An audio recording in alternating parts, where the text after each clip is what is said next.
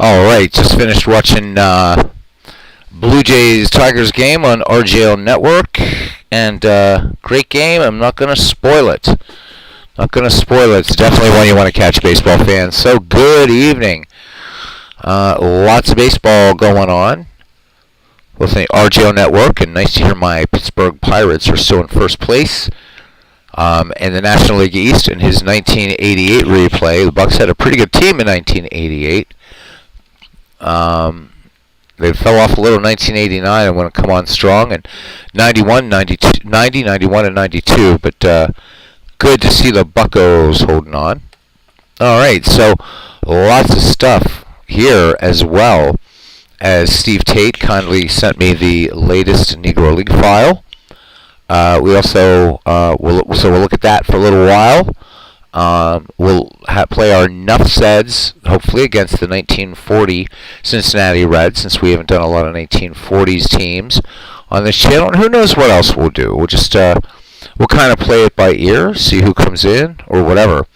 So the Steve Tate file has grown. I believe Steve told me it's at 360 players. He's shooting for over 500. So this is the latest iteration. Everything is broken down by decades. This is really my first time looking at it tonight, this newest edition, along with everybody else. I know Steve did a stream the other day, so hopefully we'll do a game. What I'd like to do is pull out a team, or extract 50 players from here for an all-star game. I don't think we'll do that tonight. Hey, there's our Red Sox fan. Hope you're well too, my friend. Hope you're not getting bombed with a lot of snow up there. We've been lucky down here in PA, buddy. But hope you're doing well. Hope you're excited for the imminent release of Out of the Park Baseball 24, as well as Digital Diamond. Looks interesting. I'm very intrigued by the possible inclusion of, or I guess by the inclusion of Status Pro Baseball, the actual cards and everything into the game. So, willing to give Digital Diamond another chance. Also, Richard Dombrov should have a for testing sort of patch due in a couple days. He's written me, hopefully by tomorrow or Sunday, because I'd like to sort of show that and Digital Time and Baseball, a kind of head-to-head between the two, since they're most similar to one another, as opposed to like this, like Action PC and Out of the Park Baseball. So we'll be looking at that.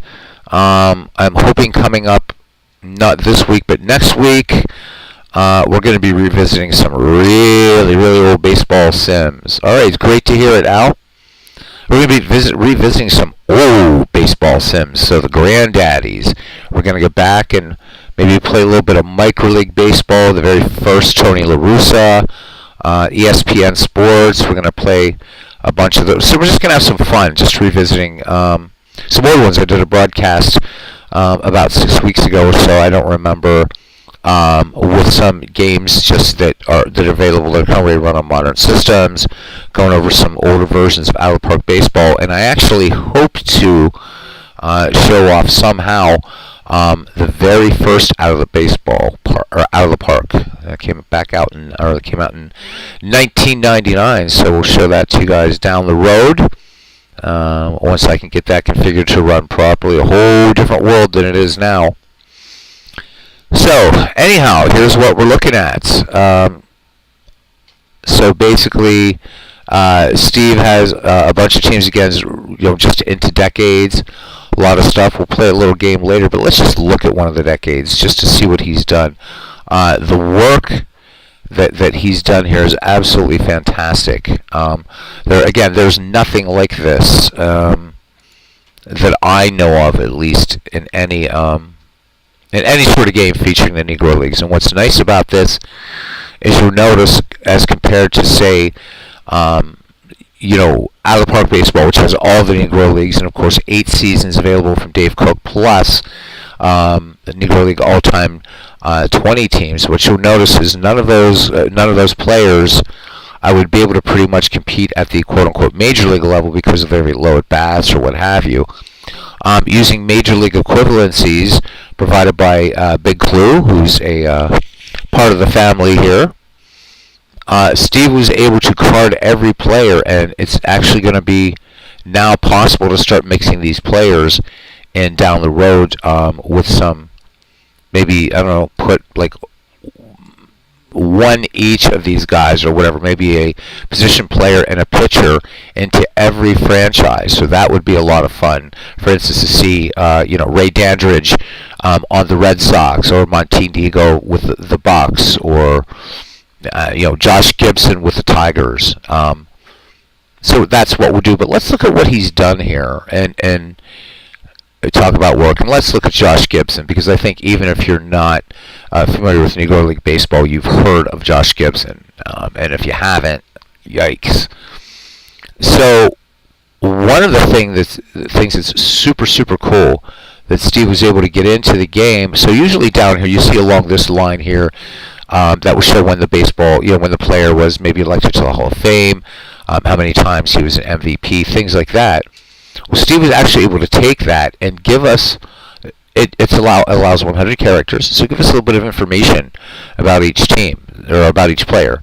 So here we have, Josh Gibson, one of the best ever power hitters, and a consecutive Triple Crown winner. So Steve going through trying to find some highlights that he can fit into this 100 characters. He's hoping that Dave Cook will maybe increase that to 200 at some point. The other cool thing about this is, in the league as it exists and as it moves along, it tracks where Josh is.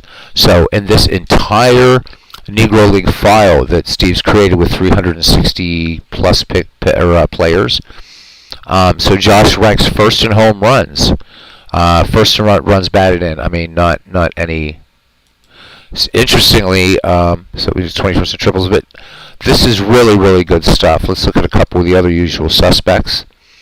There's Ray Dandridge, also known as Brooks and Squat, fine fielder and contact hitter, hit for a high average.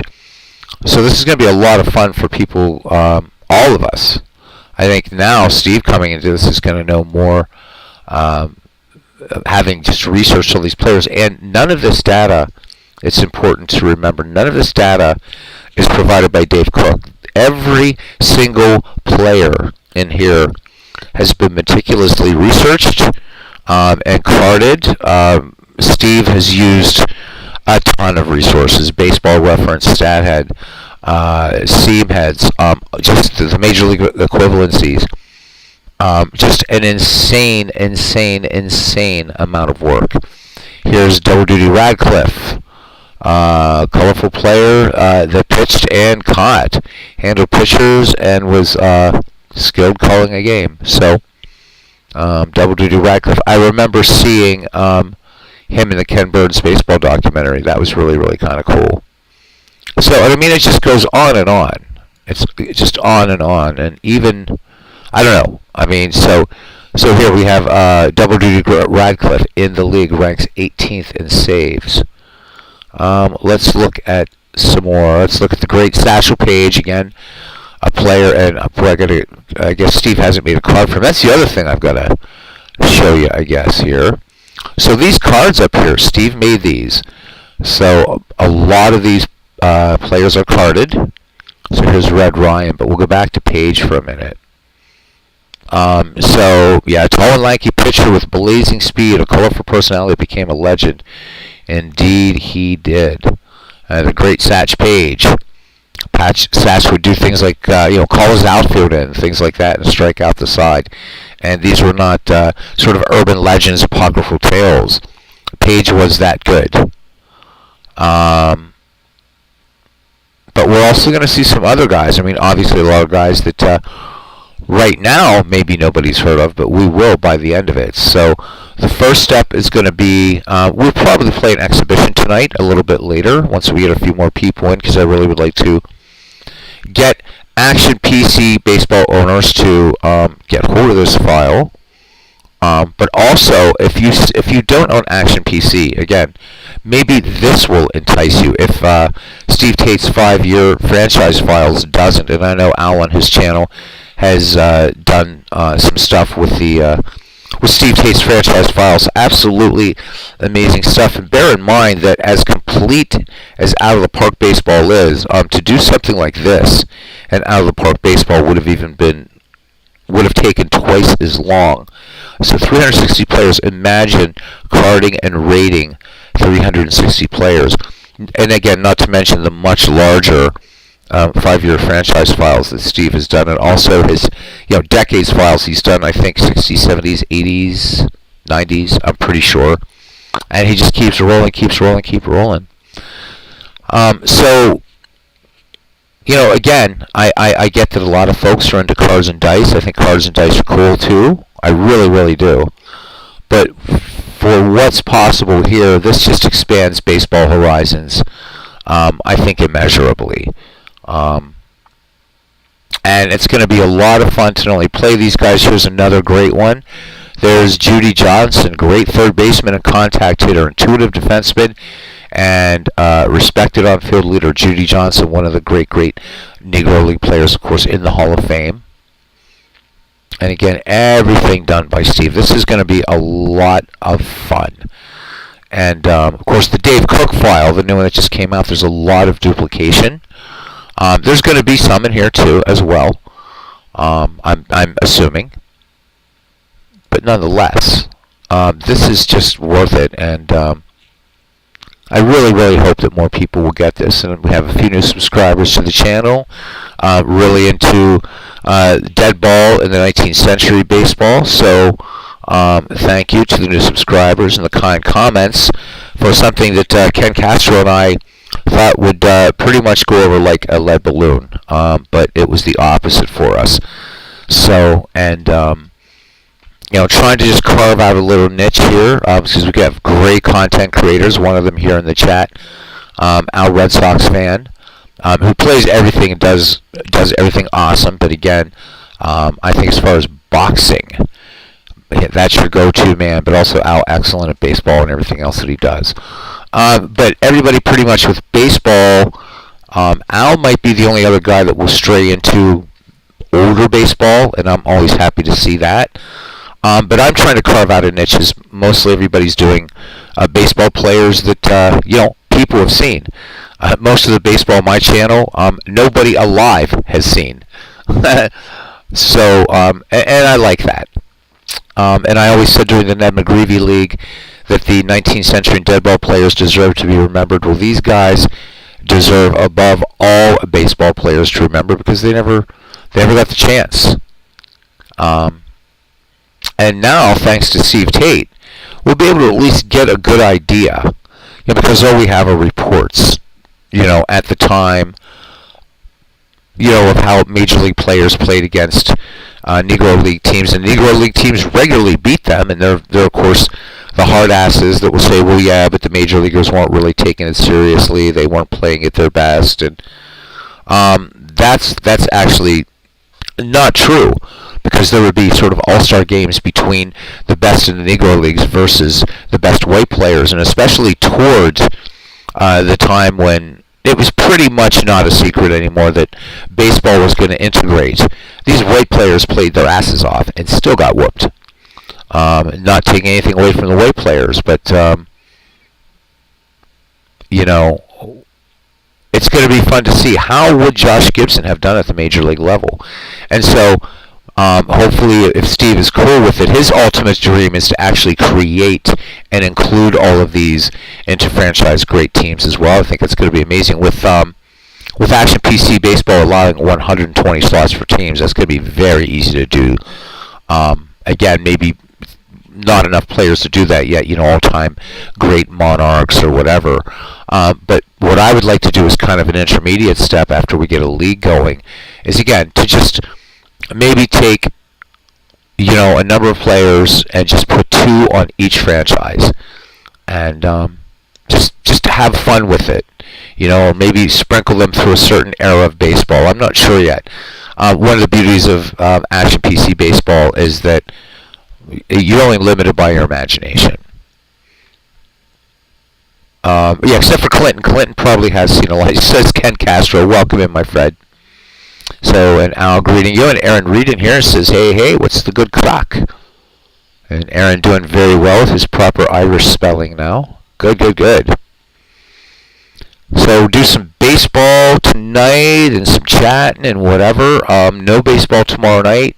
There will be a little bit on Sunday, and then all next week, Monday through Friday, it'll be early or evening baseball. So I know that Robert RGL Network usually streams at that time, and he draws a bigger crowd than I do all the time. But if you guys are interested, I'm gonna. I hate to do it, but I'm going to be broadcasting at the same time. And the reason I hate to do it is I love to watch Robert's games. Right now, because of my time zone weirdness, I can't be at our Red Sox fan games because he's usually on much later than I can be most of the time. But be catching you again, Al. Enjoy your live stuff all the time, and you and I go way, way back, man. You're the one that kind of got me sort of inspired to do this crazy stuff 6 years ago, if you can believe it. So that's what's going on there. Yep. Oh, absolutely, Al. I just try to be really cool, like with you, with Robert, guys that sort of, come and say hi to my channel. For the guys that don't, I'm not too concerned. But for you guys, I do. And I mean, I wouldn't be doing this without you, man. So it is what it is. My other YouTube channel will be starting in a couple weeks. I'm going to start out with just that being a gaming and music channel, and then the controversy will come later. For anybody interested, I'll let you know. But again, just a warning. The music on there, there's going to be music theory, things like that. So it's going to be everything else I'm interested in, not baseball related, except for one game. We'll be playing Super Mega Baseball 3 on the new YouTube channel. This one will remain very active and will remain focused on baseball, and that's it, just baseball on this channel. So giving myself a challenge, starting out with 0 subscribers, and hopefully want to be one of the first later on this year to. I'm not gonna do the beta, but this June I hope to be one of the channels on YouTube to be doing Diablo 4. But going to be doing things like revisiting No Man's Sky, and a lot of stuff, digging deep into my Steam library and Epic Games and GOG, and revisiting some cool old games, or even new games that some of you may not be aware of. They're absolutely just brilliant. Do a deep dive into Aaron North Chronicles, probably one of the most strategically deep RPG / tabletop / card games you'll ever play. It's as deep as Magic the Gathering, probably deeper. We'll also be doing some online Magic the Gathering play, things like that. So the new channel will be coming up. I still don't have a damn name for it yet. Alright, MV is in. Welcome in, MV. Let's give it up again for MV, who won the pennant in the Ned McGreevy Baseball League. That's the other thing I will show you guys. The World Series is set up for that. I did that last night. It's just 3 games. So Manchester will host the first game, then Philadelphia, and then if a third game is necessary, it goes back to Manchester. I can't see really taking it out past 3 games. So I know Midlife Crisis wants to revisit his lineups, everything like that. Congratulations, really, to everybody. Ken Castro managed so aggressively, and a tough loss against Manchester a few nights ago to take him out of it. But just brilliant managing. And again, for anybody who's catching this afterward, I know I have a couple new subscribers, and some of the comments saying how much they love Walter Johnson, they love triples, they love this style of play. What have you. Watch any game where Providence, especially within the last week or so, where Providence is managing.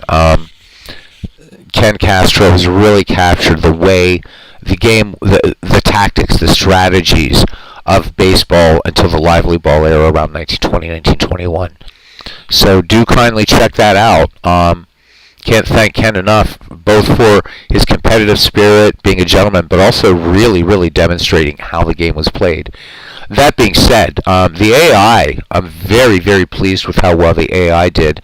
There were instances where not only Ken, but other managers would call a play, and the AI was already calling it, bringing in the correct pitcher. The big problem we had was why Sliding Billy Hamilton wasn't getting a start. I don't know. There's nothing corrupt in the Ned McGreevy League that we could find out. So Still looking into that, but nonetheless, we'll be revisiting that.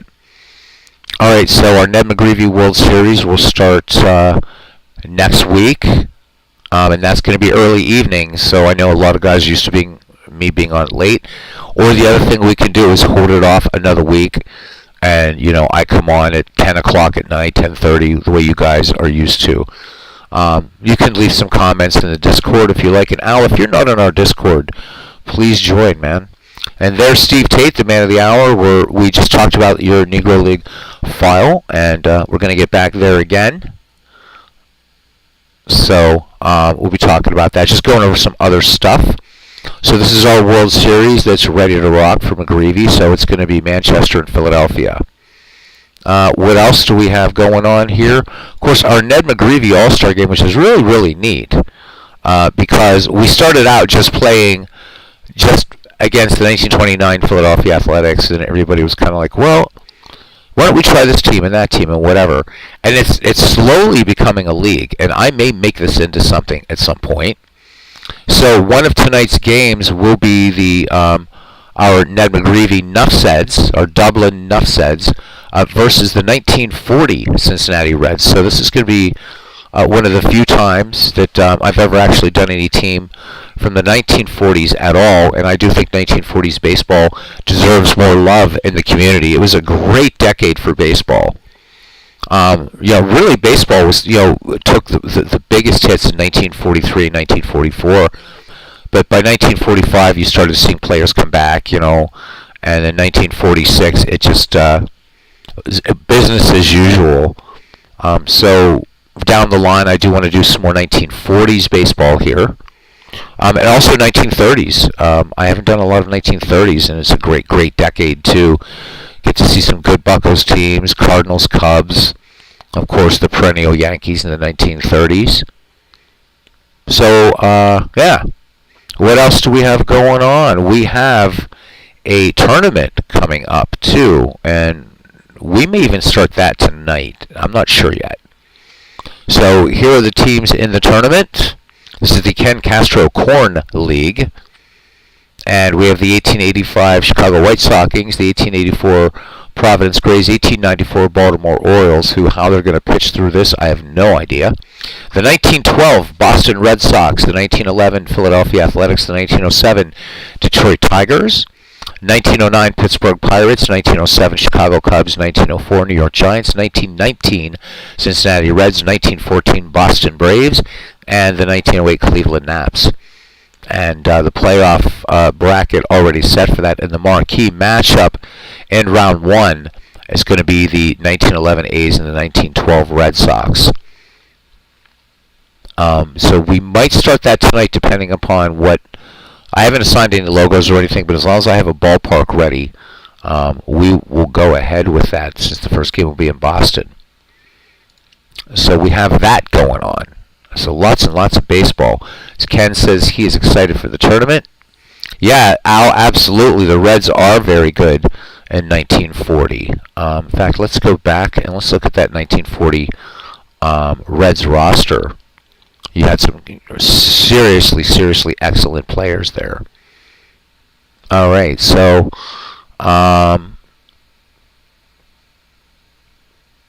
look, there's Ernie Lombardi. You got Johnny Rizzo. Who else do we have here? Let's do this by... there we go. That's better. So a lot of these players in the 1940 Reds wouldn't be what you would think as... wow, instantly recognizable names. Probably Lombardi, as far as position players, is going to be the most recognizable. Vince DiMaggio, just playing 2 games that year. The 3 DiMaggio brothers. Vince playing with the Pirates, Dom with the Red Sox, and Joe, well, you know who he played for. But pitchers, the pitching is pretty good on this 1940 Cincinnati Reds teams. Paul Derringer, Bucky Walters. There's Johnny Vandermeer, who threw those consecutive no-hitters in 1938. Jim Turner, good pitcher here. So this ought to be a fun game tonight. And in 1940, this Reds team was 100 wins, 53 losses in a 154-game season. So they were absolutely incredible. But as you can see, we've also brought in just a bunch of other teams, like which Pittsburgh team. So the McGreevies will be playing the 1972 Pittsburgh Pirates at some point. Actually, that was stupid. I can bring these up. They've already played. They've already played the. Oh, they have not played these Red Sox. They've played the '86 Red Sox. So I'm not sure. I forget which Boston Red Sox team this is. Al would know if he's still hanging around here. But this will be fun. What, 1972? I think we just pulled them in. Yeah, 85 and 70. So 1972 Red Sox. So you have Pudge Fisk. There's Tommy Harper, a player I always liked. There's Rico Yastrzemski. So 1972. Good stuff. Who else? Of course, this was almost unanimous that we brought in the 1972 Oakland A's. Our Ned McGreevies are going to have fun with these guys, that's for sure. So let's go back to Steve's Negro League files. Maybe he can give us a little bit of guidance here, because these are just great. This is just great. There it is.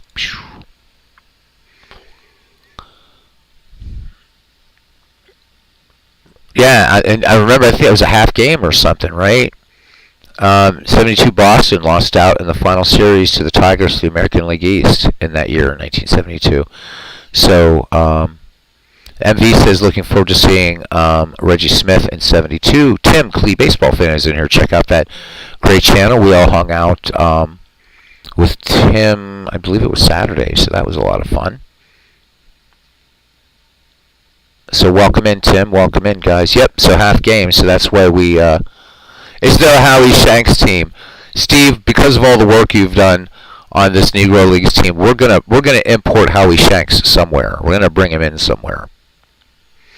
All right, so not sure what we want to do yet, but again, I because I started this at the top of the broadcast, what Steve's done here is brilliant. So you'll notice down here that there are like two versions of the decades, because just trying, when he was filling all these players, he had more for each decade. So this basically goes from 1900 to 1948.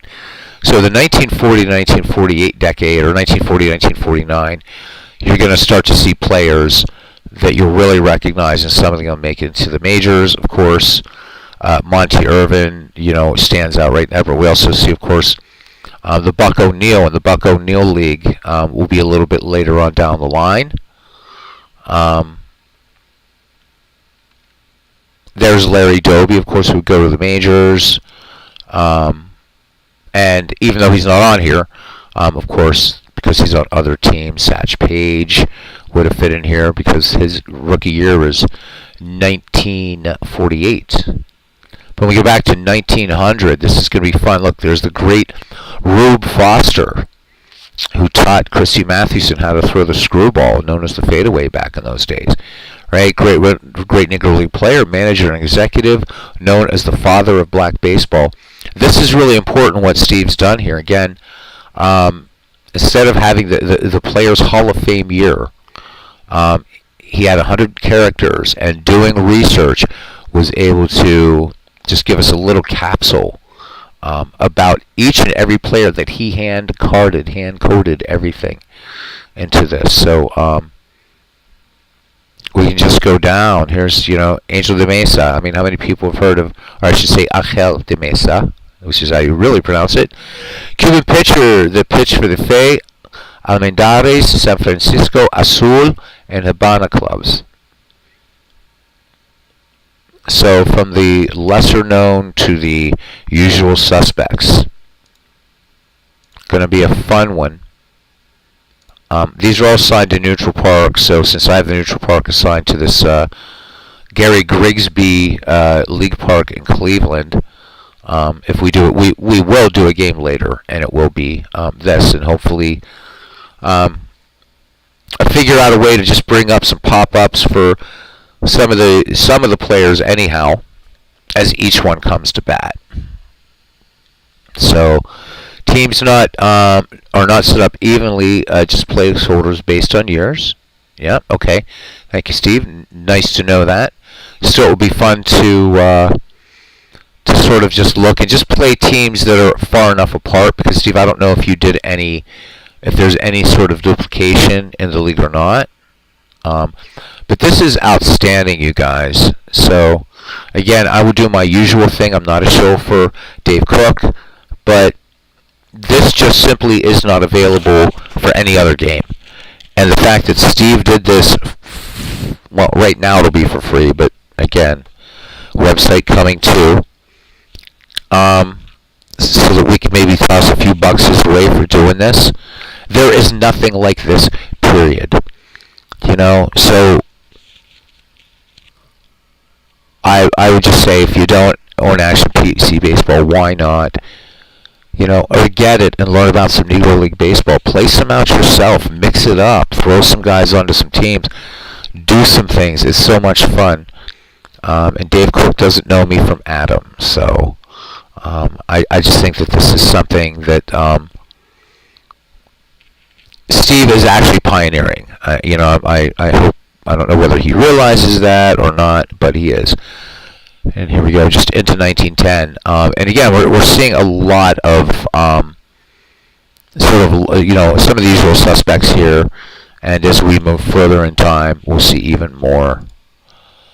So, really, really looking forward. I don't want to do a lot with this in terms of, putting a couple players here and there on major league teams yet, because this is Steve's work. So I don't want to take a lot of liberties or do anything with it or change anything at this point.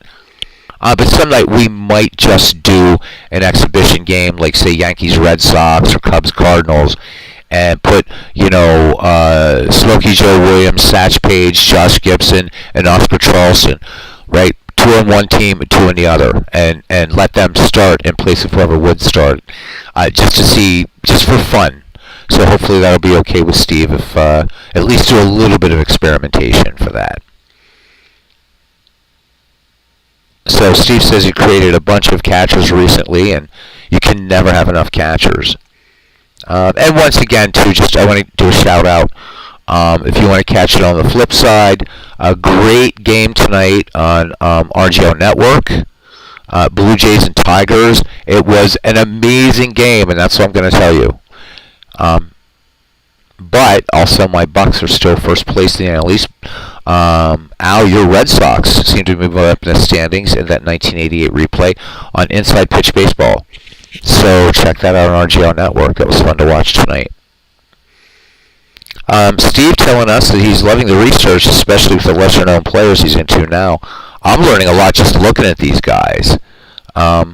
So what I'd like to do, Steve, if it's okay with you, is I'd like to do a couple days, and I want to create 225-player all-star teams and actually do a Negro League all-star game, I think, just to kind of get our kind of feet wet first into this amazing sea that you've created of just players that deserve above all to be remembered. So, yeah, a true mixed barnstorming game would be cool.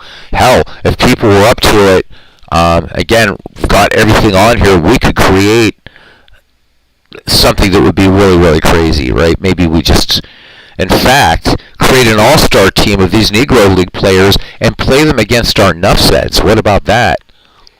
We certainly easily could do something like that, and I think that would be fun. So to not just have our Nuff Ceds playing against the National and American League teams, but also a team of these all-stars, I think that would be brilliant. So 25 players, which should be real simple. Don't know how long that would take to make up, but I think with a little help we could probably knock it out really fast, and maybe that could be our McGreevy League tonight, and maybe the 1940 Cincinnati Reds can hang on for maybe a later game tonight or another night. Steve says had fun with it. All right, Steve. Well, again, it's your work, and it will remain pristine. But I just I have like a gazillion ideas that I'd love to do, just to try out. Putting Pop Lloyd, or what would be fun? Do something like, I know Al did he was doing something with the 1962 Mets. a while ago. Talk about some cajones, right? I would love to be able to take just three players from the Negro Leagues, put them on that 1962 Mets team, and sim out most of the season, and then play a few games and sim out the rest of it to see what kind of impact they would have had on the hapless 1962 Mets. I think that would be brilliant. Maybe take them back in time and put a few pictures on, what was that, the Phillies team, Steve, on your 5-year franchise file. Put a couple of these Negro League pictures on there. So, yeah, Al says he'll take Satchel Paige on the Mets. You got it, man. MV says, which three would you choose? There's so many awesome players. So, for the Mets, I mean, because I would actually pick three of the usual suspects, MV. I really, really would. So, I really would. I think it would just be amazing. So imagine, right, the 62 Mets, but now they got Page and Williams in their rotation, and they got cool. Let's say we'll leave out Josh Gibson even for a second. Oscar Charleston and Cool Papa Bell. You know what? I will almost bet that while the Mets might not finish first, they're certainly not going to be dead last. You're going to a lot more ball games. It'll be just fun to do that. It wouldn't even have to be the 62 Mets. It could be the 1985 Pirates. They probably stunk worse than the Mets. So, in fact, I think they did. So, yeah, Page, Gibson, and Charleston in the 1962 Mets. And easy to do that, guys, if you're in Action PC Baseball, to import any player onto any team that you want. In fact, I did that tonight on with Richard Dombrov's Action PC Baseball franchise great teams. I noticed that Bob Robertson wasn't in the all-time great Pirates team, so I just imported him. Bam, you know. Something that's not so easy to do, or not as easy to do without the park. So I don't know where to start, guys. There's a lot of stuff tonight I'd like to do with baseball and what have you, and I don't know whether Al has something coming up too, a chat with Al and friends and whatever, but whatever you guys are into, we can do tonight.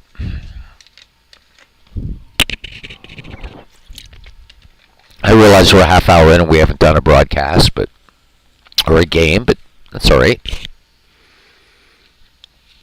MV would only pick two because Bingo DeMoss is a given. Yeah, that's right, he says.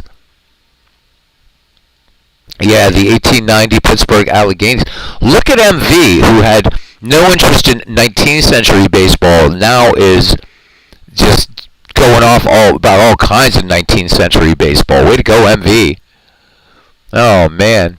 Presently listening and losing with his 1960 Red Sox. Al, I love how you take these teams that are tough to manage. And, of course, 1960 Ted Williams' final season in Boston. And what I love about that, right, is Williams in his final at bat, right, hit that home run and still didn't tip his cap to the Boston press. Go get him, Ted Williams. I love it. So, way to go, man. Yeah, we did drag you down that alley, MV. 19th century baseball is good stuff. So, let's do a game of something or other. And then maybe you guys can think of something creative that we can do with the Steve Tate Negro League file. But before we get to that, one more thing I do want to show off. Again, I'm just trying the best I can to just get people really, really interested, not only in the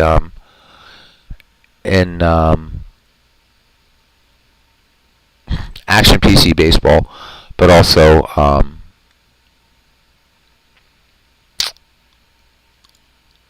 Steve Tate's hard work. So now tonight, here's the American League. These 5-year franchise files that they've been in on a bit of a hiatus because Steve's been doing other crazy stuff. I mean, there's 90 teams in each league right now. 90 teams. Split up into 5 years, a franchise over 5 years. And oh my God, I'm still just playing exhibitions with this thing because I don't know what to do. We used one of these though. We took one of Steve Tate's 5-year franchise teams and played them against the Nuff said All-Stars. It was I think it was the Texas Rangers, and the Rangers beat them. So maybe we'll do another one of those. I don't know, man.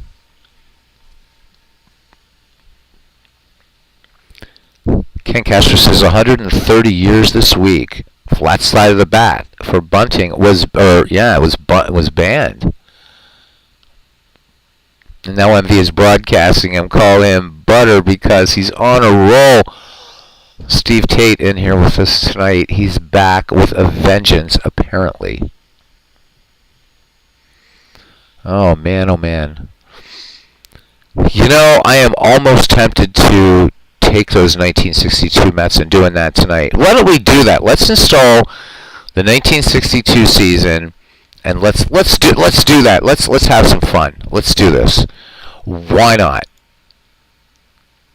As just a whatever. We're not going to play out the season, obviously, or anything like that.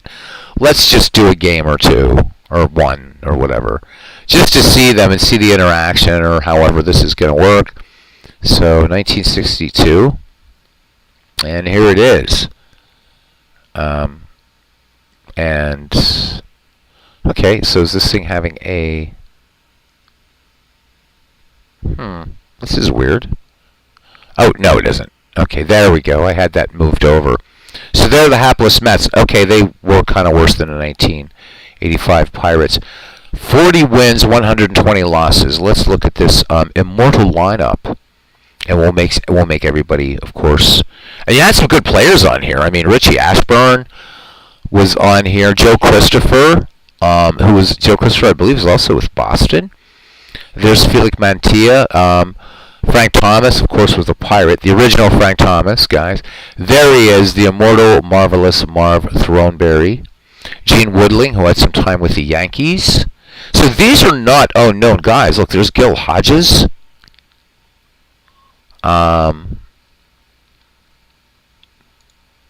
Pitching, well, okay, yeah. This is kind of like the 1894 Baltimore Orioles. But, so let's make all these guys available. There's Clem Labine. Can you believe it?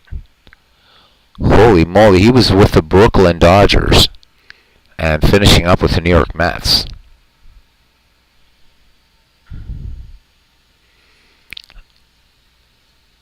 Yeah, the pitching is, oh my God. The pitching is crazy. So you look at the starters here.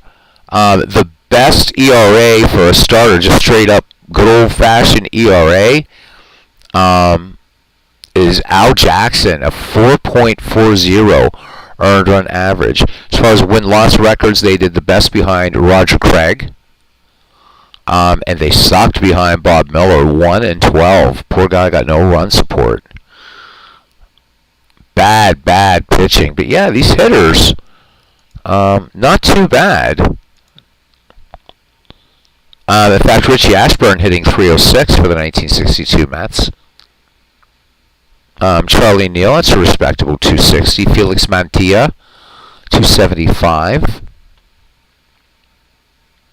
And yep, Polo Grounds. That would be accurate. All right, so we're going to import the 62 Mets from here. This was actually a pretty neat, good race between three teams. In 1962 with the Giants, Dodgers, and Reds. Pittsburgh 8 out, so starting to make our comeback. No race in the American League, really. I mean, God, that was crazy. So let's do it. Let's bring them in on the wait, what are we doing with them? Oh, we're gonna import Negro League players into here. So I'm gonna create a new league. Why not? And then we'll just, we'll do it. What the hell? Okay. So we should put a crap teams with great players? I don't know.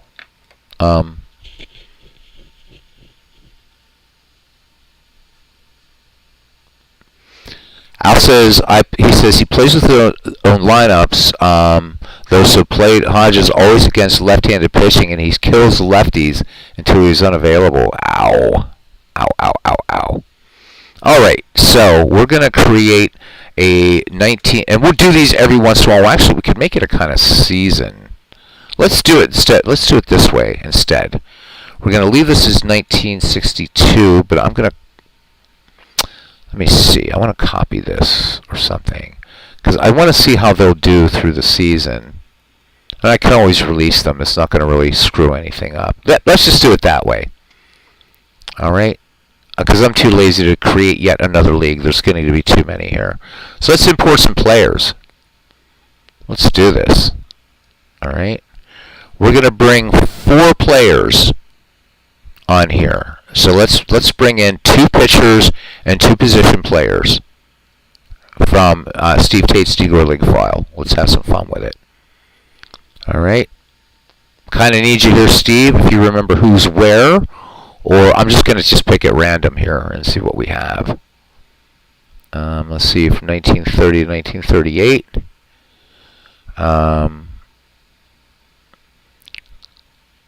We know we want Satch. We definitely know we want Satch, so Satch will come in. So we'll bring him in.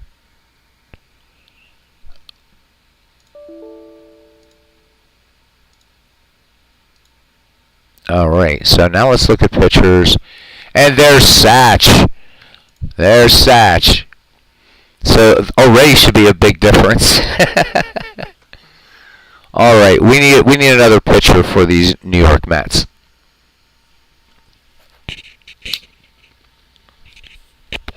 And I've seen Al do this in some of his games too, that he's brought in like a superb player on a crappy team, which is really fun. Bullet Joe. So do we want Smokey Joe Williams, Bullet Joe Weber? What do you guys want? We need another. So yeah, but just 2 pitchers because we bring in, you know, I mean, there's Galen Cisco. I don't know why is he not available on here? Oh, he's only 1-on-1 anyhow. It doesn't really matter. Okay, we're definitely going to bring in Josh Gibson as a position player. Definitely Josh Gibson, but we need one more pitcher. So let's import another one. I should have left this up. This thing gives me the willies, or not the willies, just kind of like going down like this. Is like, damn it, where the hell is it? It's pretty bad. There it is. Alright. Well, Josh Gibson is here. We'll just bring him in right now. Why not? Okay, so we got Josh. Cyclone Joe Williams. Alright. That works. That works. I'm not sure what decade he's in, but I think we can switch around here. So what am I in now? I have no idea. Oh well, let's see. Where are you? Where are you? Where are you? Where are you? Where are you? I guess we maybe have to go back. I'm trying to remember when he played.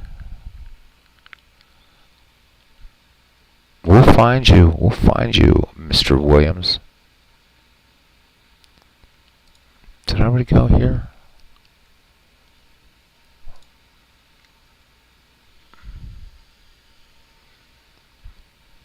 I know, I forget how you search in this thing now. Isn't that terrible?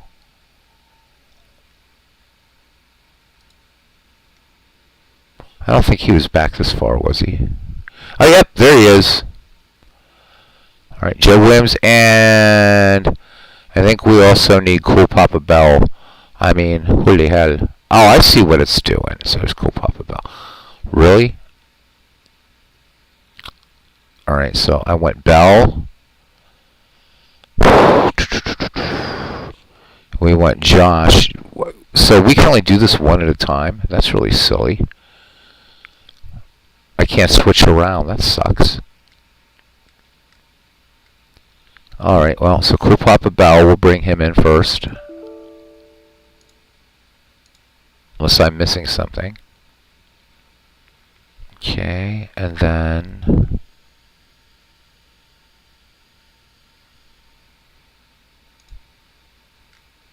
there's Joe Williams. And this is a little early for Josh. Okay, then we got to go to the 30s for Josh. There's Josh. And did you say Charleston? Cool Papa. I thought we already brought in Cool Papa, didn't we? Let's see who we have.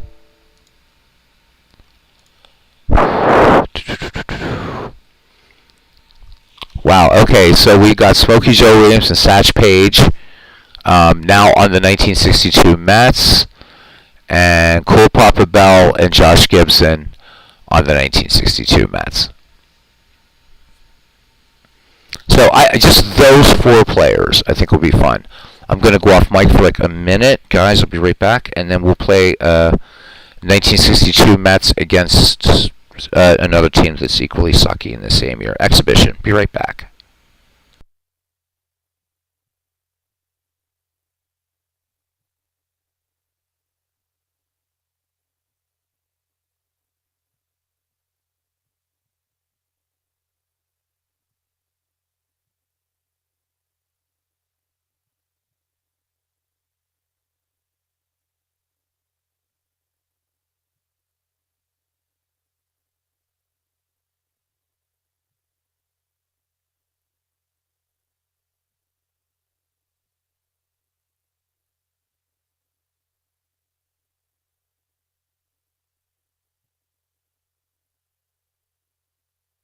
Actually, no.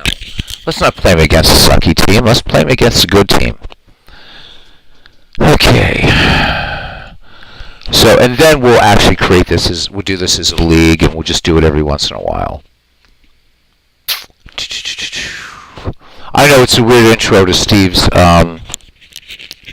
league, but there is a method to my madness. And look at this already, pitching leaders. It's all switched up now. So we got Joe Williams in there already. There's Josh Gibson with the highest OPS, stuff like that. So let me do this with the league setup, and I believe that's rules, games. Is this one? General. Oh no, that's not it. This is what I want to do.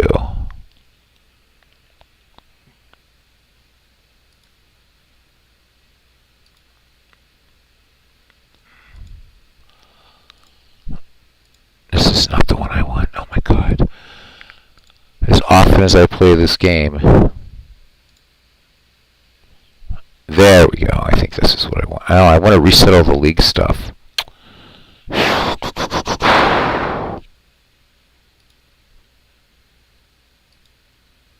do I keep going? This is the wrong one. And Steve's probably yelling at his screen now. Go here, go here, go here.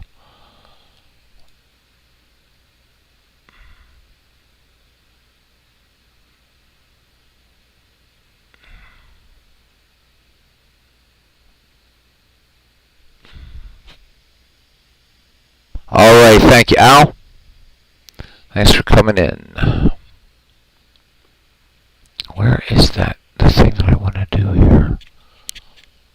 So I want to set everybody's active and all that kind of stuff.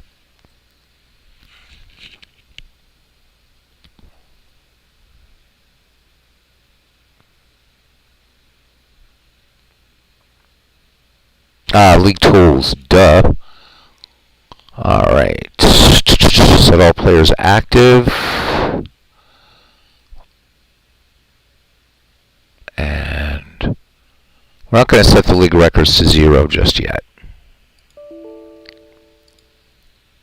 Alright, cool. Alright, now let's make sure now why I've just set them as active. Try this again. Oh, availability set all as active. That always confuses me. Boom. Now we should be good.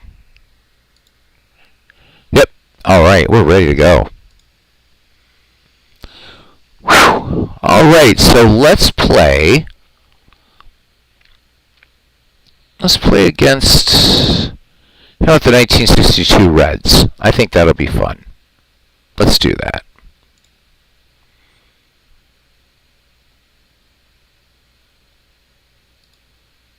All right, so the Reds will be the visiting team, and the New York Mets will be the home team. And we're playing at the Polo Grounds.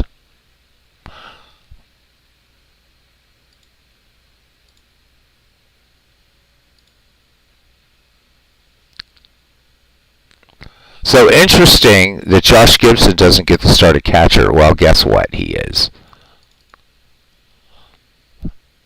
And Hook is not pitching. But we're not going to start Page. We're going to start... Well, actually, Joe Williams. Oof, this is tough. Who do you guys want to start, Williams or Page?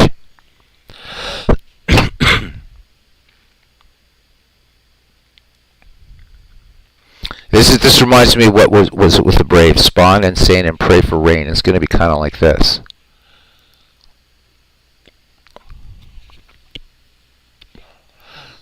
I'll sing smack the like button. Thank you, guys. All right, Ken Castro says Joe Williams to get the start. All right, here we go. We're just going to do an exhibition that will turn into a league. We're playing at the Polo Grounds.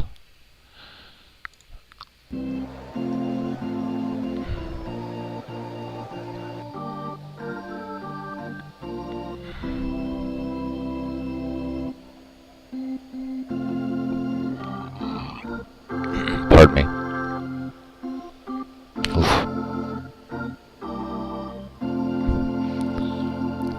Alright, welcome to the Polo Grounds for an exhibition where Cincinnati will take on the New York Mets in 1962. Bob Perky takes the mound for the Reds, and he'll be opposed by Cyclone Joe Williams for the Mets. 55 degrees of game time, so when are we playing here? Goodness gracious, this is sometime in April. April 1st. 55 degrees, wind speed 11 miles per hour, left to right. Let's have fun. All right, Smokey Joe Williams, there he is. And let's see. Let's look at what we have to see for, or not. I guess we won't. Smokey Joe Williams, set to deliver. Leading off is Vada Pinson. Pinson swings, base hit, center field. And cool, Pop Bell up with it. So Pinson aboard for Don Blasingame, second baseman for the Mets. Blasingame hits .281, 35 runs batted in. 2 home runs for him. Joe Williams has the sign. Here's the delivery from Williams, the 1-0. Blasingame, grounder to second, and the Mets are going to turn too, so just that quickly, Williams induces the double play ball, 2 away for Frank Robinson. Robinson, a dangerous hitter.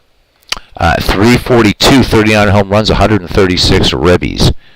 Joe Williams has the sign from Josh Gibson. So actually, we have five great Negro League players on here, not 4. It'll still be fun. Williams delivers to Robinson. Robinson swings, extra bases deep into the right field alley, and Robinson will stop at second. So 2-out double for Frank Robinson. And here's first baseman Gordy Coleman for the Cincinnati Reds. .277 average, 28 home runs, 86 ribbies for him. Bats lefty, Robinson at second. 18 steals in 1962. Williams with the 2-2 delivery to Coleman. And Coleman goes down looking. No runs, 2 hits, no errors, a man left. We go to the bottom of the first. It's the Reds, nothing, and the augmented New York Mets coming to bat. Leading off, Cool Papa Bell. So we'll look at Cool Papa here, and what does Steve have to say about Cool Papa Bell? It's not going to let me look at it this way during a game. That's kind of crap. Maybe it'll let me look at it here. Yep, there we go. Oh, and it didn't carry it over, Steve. I wonder why it did that. That's weird. Oh well. So, Cool Papa Bell, I can tell you, Cool Papa Bell had absolutely legendary speed. One of the great fun tales told about Cool Papa Bell was he grounded a ball up the middle and the ball hit him in the ass sliding in a second and he was called out. That's how fast Cool Papa was. A great, great, great player. So Cool Papa Bell will lead it off here. Cool Papa hitting 306. There's that great card by Steve. 10 home runs, 81 runs batted in, 56 steals. So Bob Perky, not knowing what the hell's going on, he woke up this morning and found out about these guys. Perky wheels and deals the 2-0 to Cool Papa Bell. Bell swings, fly ball to left, going back on his Wally post, and makes a nice diving stop of that one. Cool Papa got some good bat on that one. Here's Felix Mantilla. Mantilla hitting 275. 11 home runs, 59 runs batted in for him. One away here, bottom of the first. Perky delivers to Mantilla. Mantilla swinging on the first pitch, grounder to Cardenas at short. And on to first to Frank Robinson. Oh, I'm sorry, to... This is hiding this. I need to fix this. Give me a second here, guys. Play-by-play box. See if that would do it. That's better. To Gordy Coleman. All right. And here's the first Frank Thomas, who just passed away a couple weeks ago. Frank Thomas hitting 266, 34 home runs, 94 ribbies. Pardon my bit slower delivery tonight, guys. I'm still kind of tired. Been a crazy day. On deck, Josh Gibson. 2 down. Perky's delivery to Frank Thomas, the 2-0. Thomas swings. Hard grounder to third. Up with it is Casco on to Coleman for the 5-3 putout, and that retires the side. We go to the top of the second, and we are scoreless. Left fielder Wally Post will lead it off here. Leo Cardenas waits on deck. Post in 1962 with a 263 average. 17 home runs, 62 ribbies. Cyclone Joe Williams, a 1.95 earned run average coming into the season. 24 wins, 12 losses, 2 saves. He worked 314 innings, walked 78, and struck out 180. Williams fires it in, the 0-2 to Post, and Post, strike 3 called. So Cyclone Joe picking up strikeout number 2, one away here for Leo Cardenas, the Red shortstop. Hit 294 in 1962, 10 home runs, 60 runs batted in. Williams has the sign from Josh Gibson. Here's the wind and the 3-1. And Cardenas chops this one to short. And this will be the 6-3 put out. So Hersher to Throneberry for the 6-3. 2 down for catcher Johnny Edwards. 254 hitter, 50 runs batted in for him. 8 home runs. Top of the second, no score. Williams delivers. Edwards, base hit, right field. And Bell getting that quickly in from center field. So Edwards with just 1 steal in 1962. And here's Eddie Casco. Played hot corner for Cincinnati in 1962. Casco, 278, 4 home runs, 41 ribbies. Edwards about a step off of first. Williams with a check of the runner and the 2-2. Casco swings. This one lined foul on the left-hand side. Count even now on Casco. Gibson sets the target. Williams lets it go. And Casco swings. Base hit to left. So the Reds making a little bit of noise. Frank Thomas getting it in. And here, they get Casco at second. So a little bit of a delayed steal there, at least according to our chalkboard, or delayed play, I should say. Side retired. We go to the bottom of the second. Leading off is Josh Gibson. 344 average. 54 home runs, 151 runs batted in. I think through the season he'll give these Mets some punch. Perky winds and fires to the slugger. The 0-2 on Gibson. And Gibson grounds to Cardenas at short. Cardenas up and over to Gordy Coleman for out number 1. So that'll do it for the Negro Leaguers until we get to Cyclone Joe Williams. So Charlie Neal hitting .260. 11 home runs, 58 runs batted in for the Mets in 1962. Casey Stengel looking a little happier today with his Mets than he did during spring training. Perky delivers to Neal, the 2-0, and this one's gone. Charlie Neal absolutely blasted out of here into that short left field and in the Polo Grounds. This one going 298 feet, but it got out of here in a hurry, as you would expect. A 298-foot home run to go, and it's 1-0 Mets. And here he is, the great Marv Throneberry. 244, 16 home runs, 49 ribbies. Low viewership for that one, but it's all good. We're having fun. Perky with a 2-2. Throneberry swings, line to first, and Gordy Coleman will take it to retire Throneberry. Out number 2. So a run in for Rick Hersher. Shortstop hitting .220.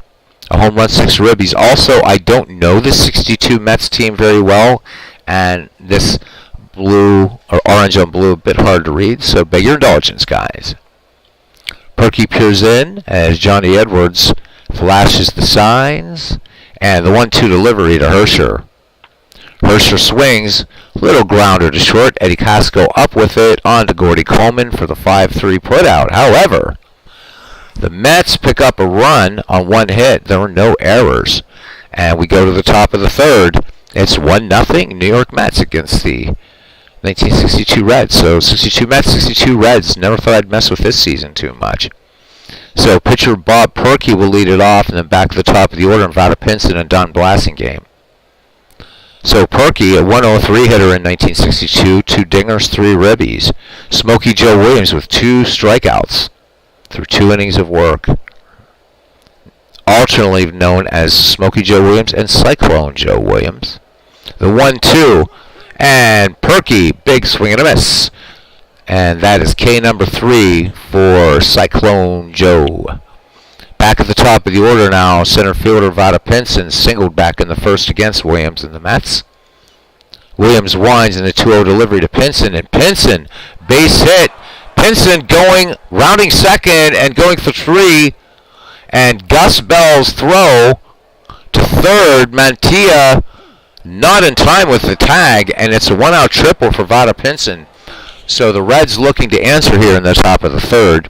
For Don Blasingame now, the 3rd baseman grounded to 2nd into a double play. Williams from the stretch in the 1-2, Blasingame chopper to 3rd.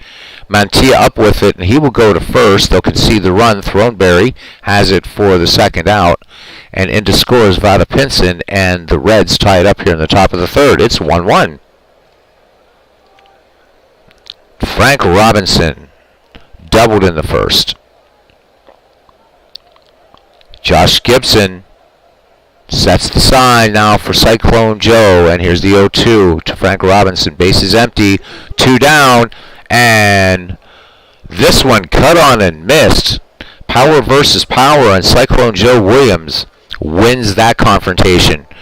Bottom of the 3rd, and we are tied at 1. And Gus Bell will lead it off, and then Cyclone Joe Williams, and back to the top of the order, and cool Papa Bell. So Gus Bell for the Mets in 1962, just a 149 average. 1 home run, 6 runs batted. And again, I'm not doing any platooning in this game. Just having fun. So if you guys are rolling them up and whatever.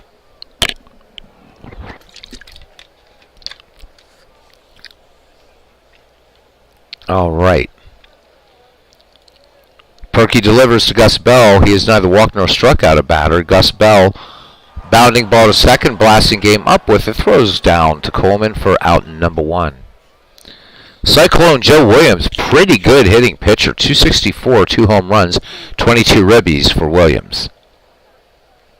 Johnny Edwards with the signs, Bob Perky into the wind, and first pitch, Joe Williams, base hit up the middle. So that's the second hit for the Mets, and Cyclone Joe Williams aboard at first. Back at the top of the order now, and cool, Papa Bell gave it a ride to deep left back in the first. Williams with 3 steals in this Steve Tate file. Perky works now to lefty cool Papa Bell, who pops this high in the infield on the right-hand side. Gordy Coleman calling for it and makes the catch. 2 down, infield fly rule in effect. And Cyclone Joe remains on first. Felix Mantilla grounded to short back in the first. 2 away, 1-1 your score. Perky brings it home. Williams in motion, fly ball to right. Frank Robinson back toward the wall, makes a nice running catch. Side retired. 3 in the books here at the Polo Grounds, the original home of the New York Mets. And it is 1-1. And due up, Gordy Coleman, Wally Post, and Leo Cardenas for the 1962 Reds. Coleman struck out back in the first. Williams has fanned 4 thus far. The 2-0 delivery to Coleman. Fastball sent to right field. This one has distances off the wall. Coleman chugging for 2. The throw gets in to Charlie Neal, and Gordy Coleman with a leadoff double. That's hit number 6 for the Reds. Wally Post 0 for 1. And remember, throughout a season, it'll be fun to see what impact these players will have, so I will do it. Struck out back in the second. Williams with a 2-0 delivery to Post. Post, grounder to short. Coleman looks like he's going to stay put. The throw from Hersher to Throneberry to retire Post, and Gordy Coleman does indeed stay at second. Leo Cardenas is nothing for 1, grounded to short back in the second. And it's probably Cardenas, actually. I guess they can't do the tilde here yet in Action PC Baseball. Yeah, Williams getting touched up a little bit, absolutely. This game doesn't count, though, luckily. The 1-2 delivery to Cardenas, and base hit up the middle. Rounding third is Gordy Coleman, and Hersher juggling the ball, and they will not advance Coleman. So perhaps the Mets getting a break here with 1 down, runners at the corners. Cardenas at first, Coleman at third for Johnny Edwards. And Johnny Edwards in the game, singled back in the second.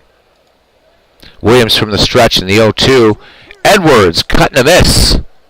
Strikeout number 5 for Cyclone Joe. Looks like he's going to try to pitch his way out of this. Eddie Casco, 1 for 1. Singled back in the second. Williams brings it to 2-1 to Casco. Casco swings. This one fouled on the third base side. Count even as Casco back in the box now. Williams brings it home, the 2-2. And Cyclone Joe giving up the walk. Bases loaded with Reds. And here's Bob Perky, struck out against Williams in the third. So Cyclone Joe Williams issuing his first walk here in the top of the fourth. Williams from the stretch, the 3-1 to Perky. And Perky skies this one to right, going toward the line. But running out of room here is Gus Bell.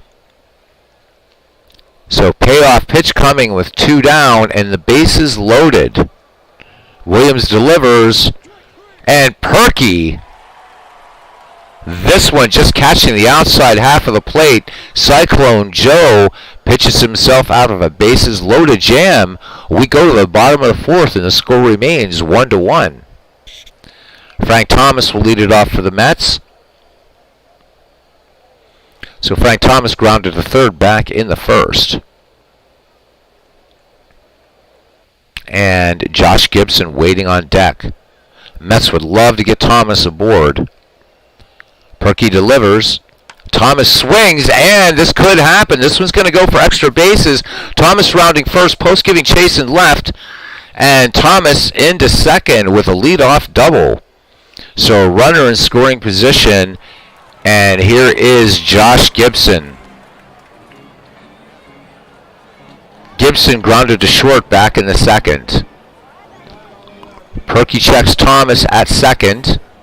not known for his speed. Payoff pitch to Josh Gibson, and Gibson draws the walk. So Perky missing with a little floater. 2 aboard for the Mets for second baseman Charlie Neal, who hit that solo shot back in the second, making it the Mets 1 and the Reds nothing at that time. 1-1 tie now. Perky to Neal, and base hit right field, and Frank Thomas will hold third, so now the Mets have him loaded. No one out for Marvelous Marv Throneberry. Throneberry grounded to first back in the second inning. Perky brings it home to Throneberry, the 3-0. And Perky walks in a run, so Thomas comes in, and it's now 2-1 Mets. Bases still loaded, nobody out. For shortstop Rick Hersher, grounded to third back in the second. Perky brings it the 3-1 pitch to Hersher, and Perky's going to miss again, and Josh Gibson will come in to score. Bases still loaded, and now it's 3-1, and Cyclone Joe Williams has to be a happy man right now, waiting on deck. Gus Bell grounded to second back in the third. Perky has given up 3 walks, no strikeouts yet, and touched up for a home run. Perky with the payoff pitch to Gus Bell. Bell swings, little chopper to short. Cardenas to Blasingame on the pivot to Coleman for the second out, but Neal will come in to score the 4th Mets run. So 4-1, and here's Cyclone Joe Williams. Singled back in the third. Perky delivers to his opposite number, the 0-1. Williams sends this to right. Back on it is Frank Robinson to retire the side. But 3 runs, 2 hits, no errors. We've played 4. The New York Mets 4 and the Cincinnati Reds 1. Back at the top of the order for the Reds, Vada Pinson. So Pinson has singled and tripled, so perfect 2 for 2 for him today. Williams with 6 strikeouts and just 1 walk. 7 hits by Cincinnati, 4 by the Mets. Williams delivers to Pinson, payoff pitch. And Pinson draws the walk, so Cyclone Joe giving up the walk.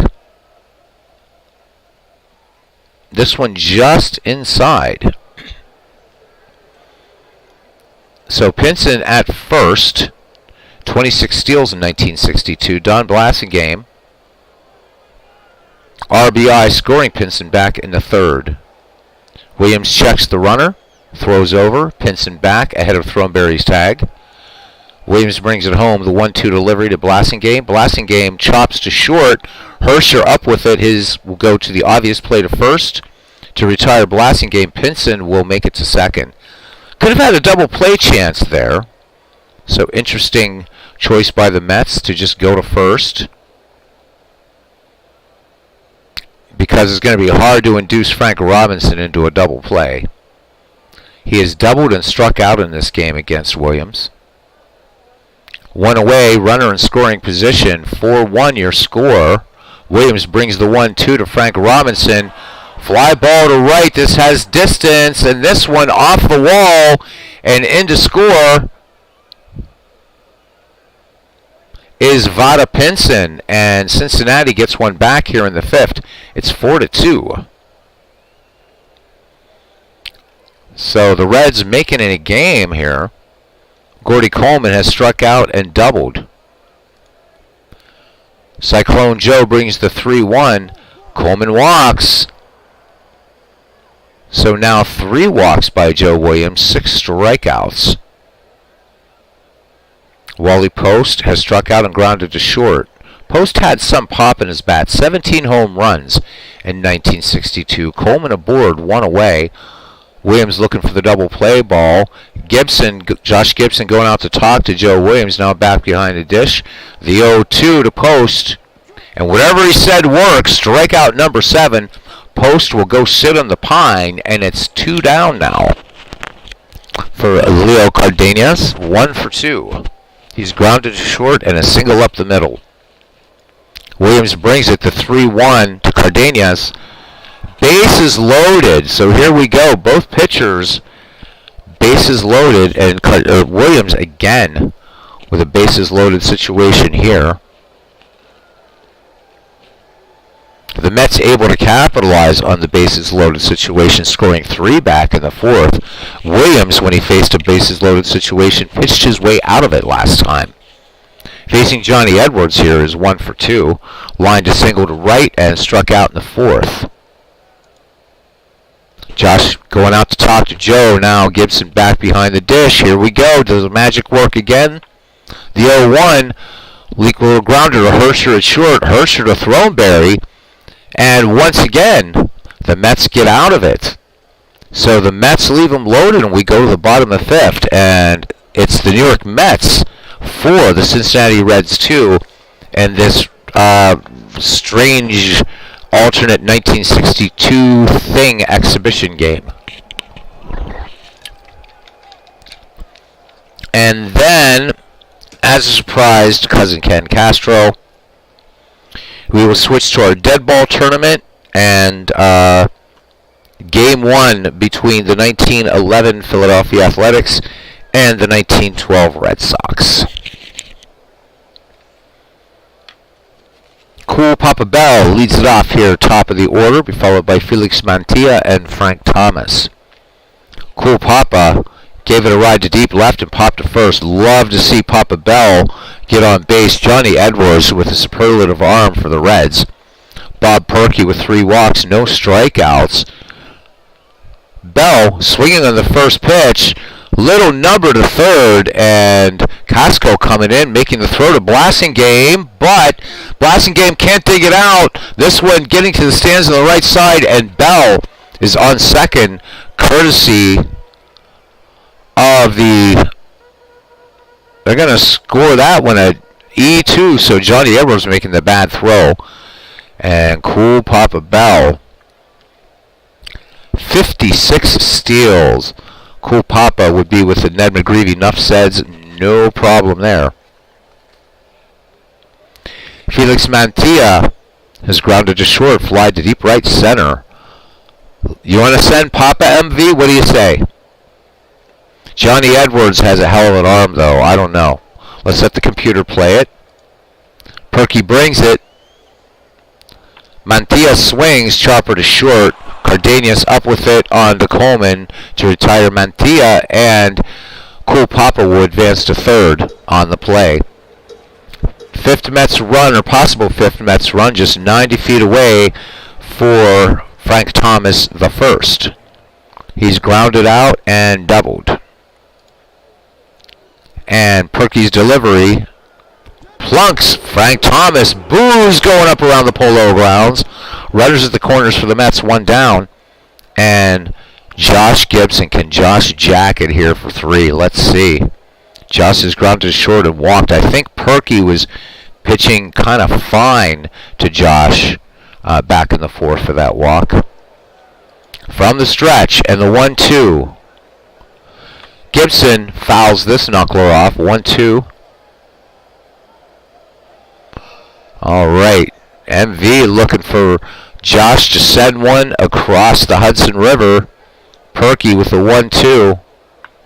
Josh swings. Not going to happen this time. Grounder to third. And it's going to be Casco to Blasingame. But Thomas is going to break up the double play. Cool Papa Bell scores, and it's 5-2. Gibson at first, 2 away for Charlie Neal. So homered, and then singled in the 4th. So Charlie, perfect 2 for 2 today. Bob Perky checking Josh Gibson at first. 13 steals in this Steve Tate file. Perky works now to Neal. Neal swings, bounding ball to third. Casco to Coleman for the 5-3 putout to retire the side. So 1 run, no hits, 1 error. We've played 5 at the Polo Grounds. The augmented Mets 5 and the Reds 2. I'm sure we're going to see plenty of Josh Gibson home runs. Again, I'm going to sim most of this season out, though. And we'll play some games every once in a while just to see what impact these 5 players will have on these 1962 Mets, who were absolutely dismal in 1962. All right, Eddie Casco will lead it off. Bob Perky, and then Pinson for the Reds. Cyclone Joe Williams with 7 strikeouts and 4 walks. Touched up for 8 hits, but only giving up 2 runs. Cincinnati, the only error in the game. Cincinnati stranding 8 runners. The Mets 3 thus far. Williams to Casco in the 1-1. Casco swings, fly ball down the left field line, twisting foul and out of play. The 1-2 now from Williams to Casco. Casco straightens it out, but straight into the glove of Cool Papa Bell, making a nice running catch. 1 up, 1 down for pitcher Bob Perky. Perky has struck out twice against Cyclone Joe. Here's the 1-2.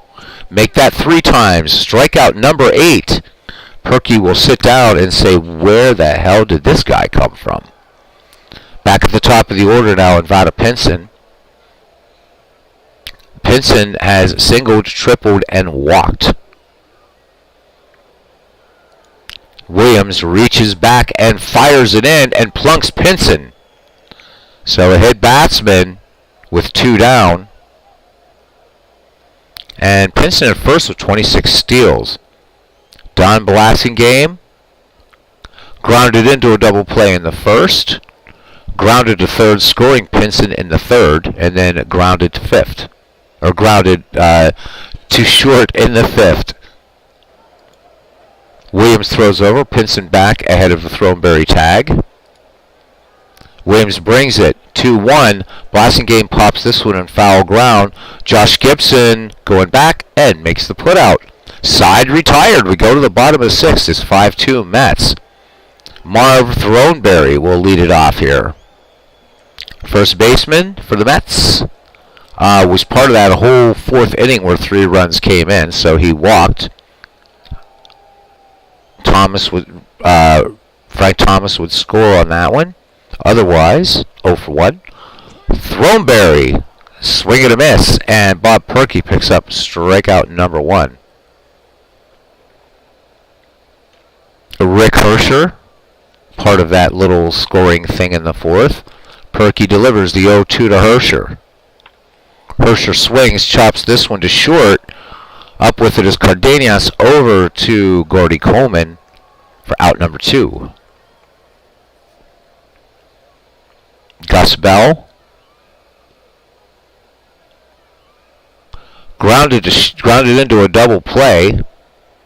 Charlie Neal would score, and that would be the again, that would be the 3rd run in that 4th for the Mets. The 0-2. Bell sends this one to right field, but in the corner, and making the catch is Frank Robinson. No runs, no hits, no errors. 6 in the books here at the Polo Grounds. And it's the Mets 5 and the Reds nothing. Williams looking strong out there. 8 strikeouts, 4 walks. Touched up for 2 runs. Mets looking to get a few innings because bullpen basically non-existent. Not wanting to bring Page to shut it down. Here's the judge, Frank Robinson. He's doubled, struck out, an RBI double in the 5th. Great hit percentage chance for Frank Robinson, indeed. For all intents and purposes, yep. 29%, just rounded up. Williams with the 1-1 to the judge. Robinson swings. This one foul on the third base side. And this one will get out of play. So Mantilla gave chase but ran out of room. 1-2 now to Robinson. Robinson swings. Long fly ball to right. And this one off the wall. Gus Bell has it. And throws to cutoff man Charlie Neal. So a double for the Reds here in the top of the 7th inning for Gordy Coleman. He has struck out, doubled, and walked. Cyclone Joe with the 0-1 delivery to Gordy Coleman. Coleman swings, base hit to right. Gus Bell up with it, rounding third is Frank Robinson on this. And they're going to put up the stop sign. So 1st and 3rd for the Reds, nobody out.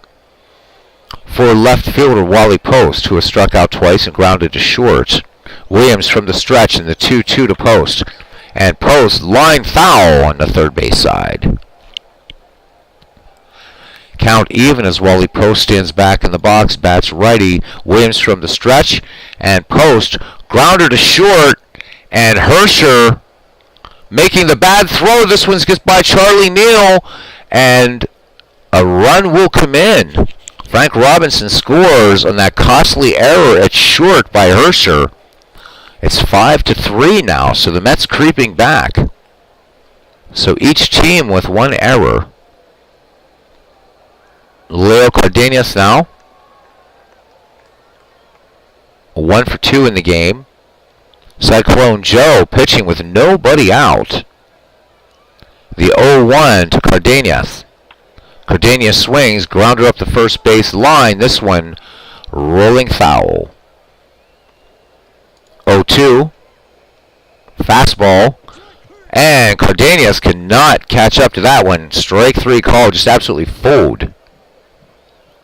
Strikeout number 9 for Cyclone Joe and 1 down. Remember, Williams has pitched himself out of 2 bases loaded situations. So the Reds squandering quite a bit of opportunity, stranding 9 versus the Mets 3 here. Johnny Edwards now bats with 1 away.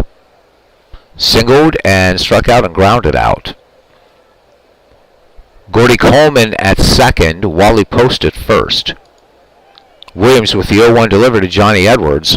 Edwards swings, bounding ball to second. Neal to Hersher, but Post with the hard slide will break up this double play. 2 down, runners at the corners. Coleman at third, Edwards at first for Eddie Casco. Casco 1 for 2, including a walk. Joe Williams from the stretch and the 1-1. Casco swings, base hit to right. In to score is Gordy Coleman. Casco picking up the RBI. And Johnny Edwards going for 3. And he makes it into third, safe. Reds making it a game now. And the double digits in hits, and it's 5-4. MV says Hersher was let loose by the Mets after 1962. He can see why. So 2 down, 2 in here in the top of the 7th for the revamped Mets. Williams from the stretch in the 0-2 to Perky, and that is strikeout number 10, middle of the 7th. The Mets 5, the Reds 4. And when we next play this game, it will be the season opener.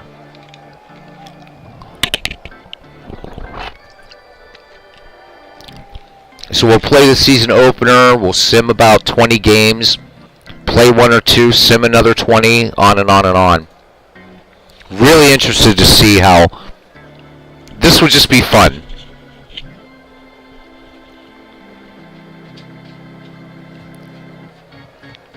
Because let's face it, putting these guys on like the 1917 White Sox or 1961 Yankees, why make an atom bomb into an hydrogen bomb? But this will be, I think, a lot of fun.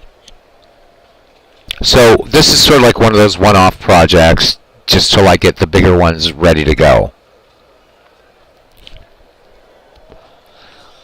All right. So Joe Williams is going to stay in there with a 1-run lead here in the bottom of the 7th. Williams did single back in the 3rd and gave it a ride to deep right. And again, a good hitting pitcher. Not much on this Mets bench that are going to replace Joe Williams as a hitter. Williams, hopefully to get another inning out of him at least. Bob Perky delivers the 2-2. Williams swings, and this one lined, but right to Gordy Coleman.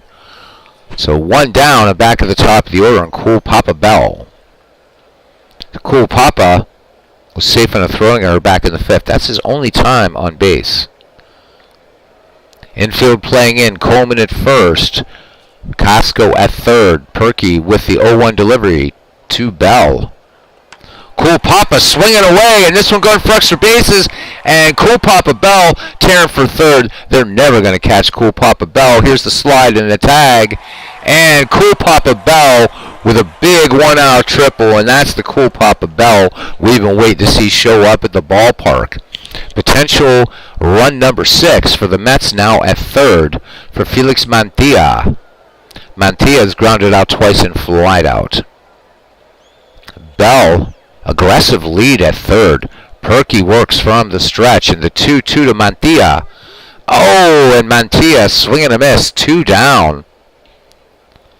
Frank Thomas would love to get the RBI and score the great cool Papa Bell. Frank Thomas doubled and was hit by a pitch in this game. He also grounded out. So 1 for 2 for Frank Thomas. Here's the 0-2 from Bob Perky. And Bob Perky has his third strikeout. So the Mets waste a big triple by cool Papa Bell. We go to the top of the 8th. The Mets clinging to a 5-4 lead. Top of the order for the Reds, Vada Pinson, Don Blasingame, and Frank Robinson. Joe Williams into his wind in the 1-2 delivery. Curveball, chopped to second. Charlie Neal up with it onto Marv Throwberry for out number 1. Don Blasingame now. Nothing for 4 in the contest. So Cyclone Joe Williams with 10 strikeouts, 4 walks. But Cincinnati with 11 hits and 11 men left on base. Joe Williams brings it. Blasingame swings. Base hit. This will go for extra bases. Gus Bell giving chase in right field. Blasingame heading for second. And here's the throw to cutoff man Neal. And Blasingame going for 3. Neal's throw to third. Mantilla's tag not in time. So Blasingame with the triple. And here is Frank Robinson. So the tying run at third. The go-ahead run at bat in the dangerous Frank Robinson, who is 3 for 4 today, including an RBI double in the 5th, scoring Vada Pinson. Joe Williams from the stretch, and the payoff pitch to Frank Robinson. And Robinson becomes strikeout number 11, swing and a miss. Robinson's definitely swinging for the Hudson River there, to no avail.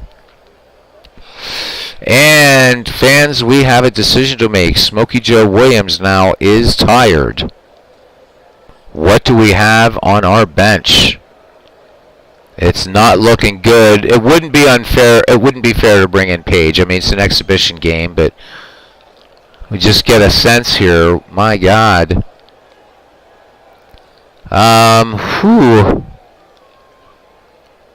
my goodness gracious.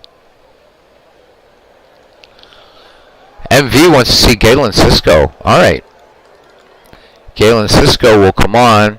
Cyclone Joe's day is done. So Mantilla, 3.32 under on average in 1962 for the New York Mets. 1 win, 1 loss. I walked 11 and struck out 13. Blasingame at third, 2 down. And the bottom of the 8th, we will see Gibson, Neal, and Throneberry. Pardon me. Galen Cisco has finished his warm-up pitches. Now from the stretch, full count on Gordy Coleman. And Coleman takes ball 4 high. So the Reds with 2 on, 2 down, down 5-4 for Wally Post. Nothing for 4, and Post can crank it occasionally. Cisco from the stretch in the 1-0. Oh, and we have Marty Keogh in there as a pinch hitter. So Wally Post sits down, and I don't know if you say it Keogh. I have no idea. Was always confused by that one. So we go to the bottom of the 8th, and the Mets still holding on to that 5-4 lead. And Bob Perky will face Josh Gibson, Charlie Neal, and Marv Throneberry.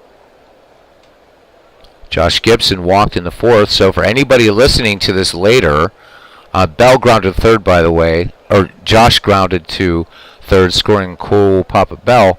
You're hearing these Negro League players. It's because we've added 5 onto the 1962 Mets. 1-0 delivery from Perky, who has 3 strikeouts, and Josh Gibson lines to center for the first out. Charlie Neal had that solo homer back in the 2nd to give the Mets an early lead. Perky winds and fires. Neal swinging on this curve, fly ball to left, back on it is Keogh to make the catch. 2 up, 2 down. Is it Keogh? Anybody know how to pronounce that name? I'm really, really lousy with that one. Could never figure his name out. Marv Throneberry batting with 2 away. Bob Perky brings it home. The 0-1 to Marvelous Marv. Knuckleball. Throneberry popped behind the catcher or in front. Nonetheless, Johnny Edwards has it. And we go to the 9th. Cincinnati with 3 chances to tie it up. And they'll bring up Leo Cardenas, Johnny Edwards, and Eddie Casco.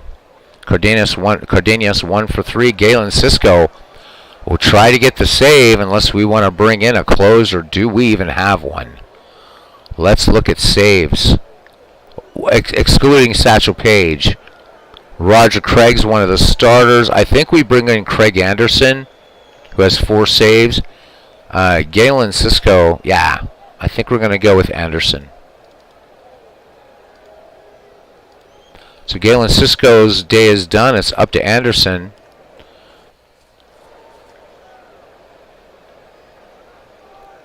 And he has finished with his warm-up pitches. The 2-1 to Cardenas. Cardenas base hit up the middle. Cool Papa Bell has it, gets it to Rick Hersher. So Cardenas aboard for Johnny Edwards. So the tying run on first. Johnny Edwards 1 for 4, a double. Anderson brings the 0-1 delivery to Edwards. Edwards base hit to right. So maybe not the best idea to bring in Craig Anderson. 2 aboard. Nobody. Yep. These Mets are shocking. You imagine what Casey Stengel, poor Case, and you know that was a dick move by the Yankees to let him go after that great run. They win, right? And then Stengel ends up fired and ends up with these Mets. The Yankees just getting rid of the old professor. At least he has 5 good players on here. Minor headache here. Runners at second and first for the Reds. Cardenas at second. And Cardenas has some speed. A little bit of speed. Anderson bringing it to Casco, who is 2 for 3. Casco swings. Fly ball to center. Cool Papa Bell coming in. Makes the catch out number 1. Cardenas will get back to second as the throw comes into Hersher. 1 away. Can Craig Anderson bring it home for the Mets? They're going to let Perky hit, it looks like, but Perky has struck out 4 times. And nope, it's going to be Don Pavlovich. Grounder to second. Neal to Hersher, but they will not turn 2. So 2 away. And Vada Pinson is 2 for 3. We gotta resist calling in Satch Paige, or even Roger Craig for that matter. We're staying with Anderson, trying to see what a real game would play out like. Pinson 2 for 3. Anderson rubs up the ball, has the sign from Josh Gibson. Here is the wind. Pinson swinging on the first pitch, and we got a tie ball game. Cardenas comes in to score on the Pinson RBI. We are tied at 5. 15 hits for the Reds. And 2 away. We'll see Anderson third in the order, except we won't in the bottom of the 9th. Blasingame 1 for 5. Here's the pitch. Blasingame swings, and it is now a 6-4 ball game as Pavlovich comes in to score. And Pinson makes it to third. So Frank Robinson with 3 hits today.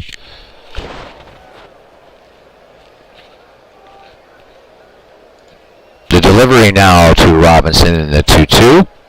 And Frank pops this one behind the plate. Running back is Josh Gibson. And this one will make it out of play. The 2-2 now to Frank from the stretch. Robinson swings, popped high in the infield.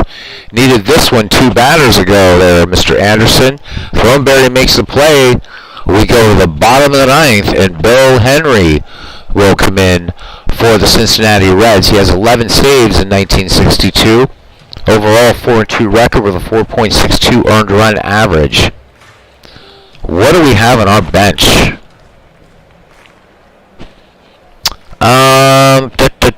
We could try Choo-Choo Coleman. Hobie Landreth, he's got a 39, so he has a 40% chance for a hit. Gil Hodges, let's bring in Gil, 43% chance for a hit. We're going to bring in Gil Hodges. Why not have a little Brooklyn Dodger in there? All right, Bill Henry, the lefty, has finished his warm-up pitches. Has the sign from Johnny Edwards. Here's the wind by Henry in the 3-1. Hodges, long fly ball to left, back. And the Mets tie it up in the bottom of the 9th. What a brilliant play by the manager, to bring in Gil Hodges. We are tied at 6. Gus Bell. We're going to go. Nothing to lose here, right? Nothing to lose. Do we have anybody in here? That's why I picked him, MV. That is why I chose him. I think we go with Hobie Landreth here, again with his hit percent chance of 39.9. It's in the game. Why not use it? I love this. There's no guarantees. But we're going to bring him in. We're having fun. Lefty-lefty matchup. Henry delivers the 1-2 to Landreth. Landreth, long fly ball to right. This one's going to make the seats on the right-hand side. 1-2.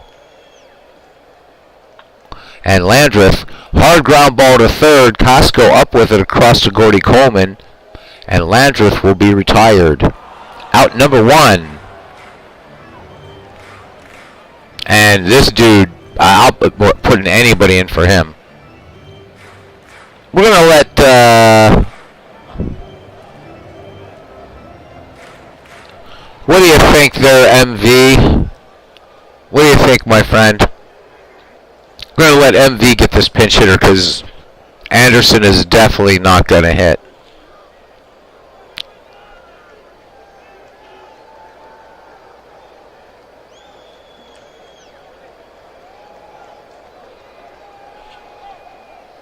Marshall. All right. Let's bring in Jim Marshall. So Jim Marshall hitting .344, 4 runs batted in, 3 homers, 1 down, bases empty.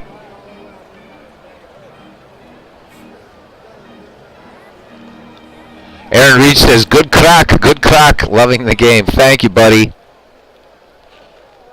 All right, Henry into his wind and the 1-2 delivery to Marshall. Marshall swings, base hit to left. MV bringing that Manchester managing experience along with him to the Polo Grounds tonight. And we're back at the top of the order for Cool Papa Bell. Cool Papa Bell with that triple in the 7th that the Mets wasted. 6-6 your score here in the bottom of the 9th. 1 out. Mets trying to pull one out here. Marshall at first. Not exactly what Ernie Harwell would call a speed burner. Southpaw Henry delivers the 1-0 to Cool Papa Bell. Bell swings, fly ball to left, but in on it is Marty Keough to make the catch. Marshall, and there we go. OBS is being weird, but it looks like we're okay. So sorry for the brief dropout. And we're going to let Felix Mantilla hit because we have all kinds of cleaning up to do here. Up. So MV wants a pinch hitter for Mantilla. Yep, formerly managed by Casey Stengel. All right, MV calling for a pinch hitter for Felix Mantilla.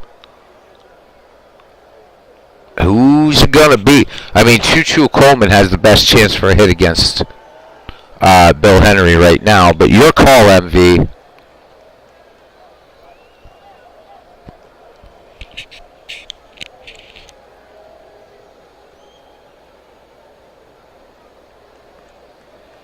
Wheels turning for the New York Mets manager. MV is the old young professor.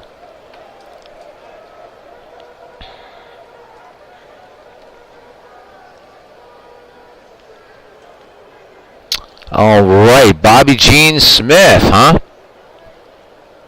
All right, going against the odds here a little bit. Let's see. So Smith, a 179 average, 2 ribbies, a home run. Jim Marshall at first, 6'6". Southpaw, 0-2 to Bobby Gene Smith, and that is a strikeout. And we need a shortstop, a right fielder, and a pitcher. So let's get our pitcher first. And we're not bringing in Satch.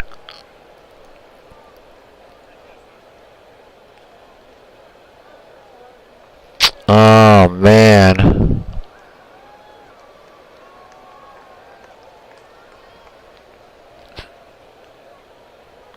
Poor Casey. Poor Casey.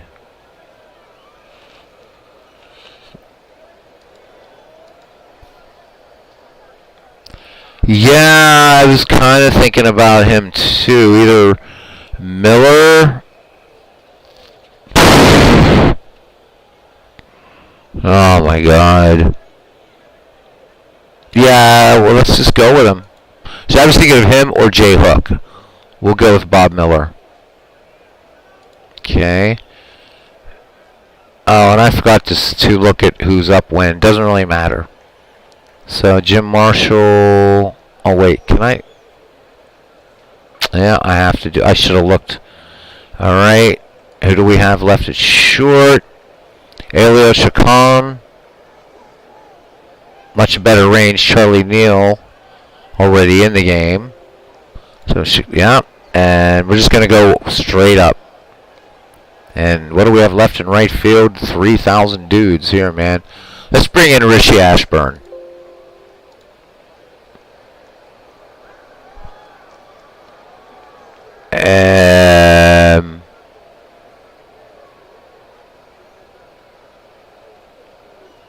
I think we're going to take out Bobby Gene Smith. All right. So, here we go. 10th inning. I didn't expect this. Bob Miller, a 4.90 earned average. 1 win, 12 losses. Walked 62, struck out 91. Oh, I need a third baseman. Thank you. Thank you, MV. Yeah, I don't know. Guy with the best. Charlie Neal can play all over the place. Let's bring in Don Zimmer. He's got a range of 4 at least. All right. Yep. There he is. I don't know. I'm not liking our chances anymore. We got Cool Papa Bell and Josh Gibson, and then, well, I mean, Richie Ashburn. He's pretty good, I guess, and Frank Thomas, but I don't know. All right, so 7 years before they were the Amazons, they were just the Mets. Coleman 2 for 3. All right, Miller brings it. Coleman, fly ball to right, back. And this one is out of here. So Bob Miller gives up the dinger, and Gordy Coleman crosses the plate. It's 7-6.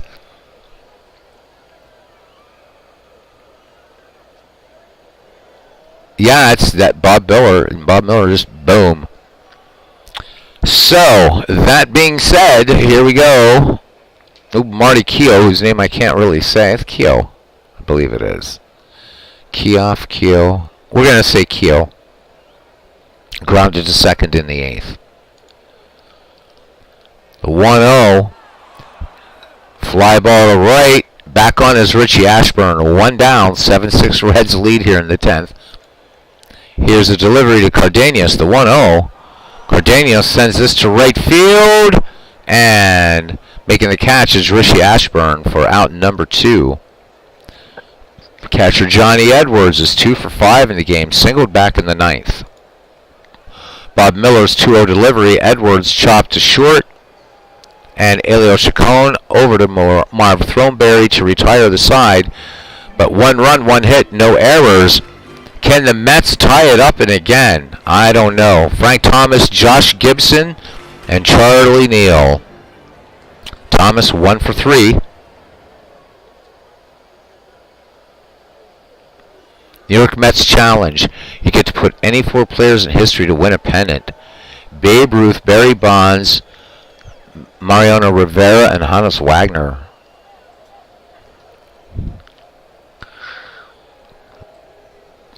Definitely 4 great players. They desperately need a closer, so Mariano would be absolutely amazing in here. But we don't want to stack this team too badly. 1-2 to Thomas. Long fly ball to left. I can't believe it. The New York Mets have just tied it up. Frank Thomas on the 1-2 pitch sends this one 314 feet. And Bill Henry's day will be done. Jim Brosnan will now come on to pitch for the Cincinnati Reds. It's 7-7. And MV says, haha, great stuff. Just as long as it doesn't turn into the WP Kinsella, which was the game? It's the game that went on. I forget. I think it's called the Iowa Baseball Confederacy. So, yeah, it is though. This is a lot of fun. Got to agree with you. So the Mets tie it up here in the bottom of the 7th. All right, so Josh Gibson is up there. And we've been waiting for Josh to absolutely murder one. And it'd be beautiful if it would happen right here. So Brosnan in 1962 for the Cincinnati Reds, a 3.36 earned run average. He went 4 for 4. 4 wins, 4 losses, 13 saves, 64 and 1/3 innings pitched, 18 walks, and 51 strikeouts. 41% chance hit for Josh. Brosnan finishing his warm-up pitches. He deals the payoff pitch to Josh Gibson. Oh, called strike 3.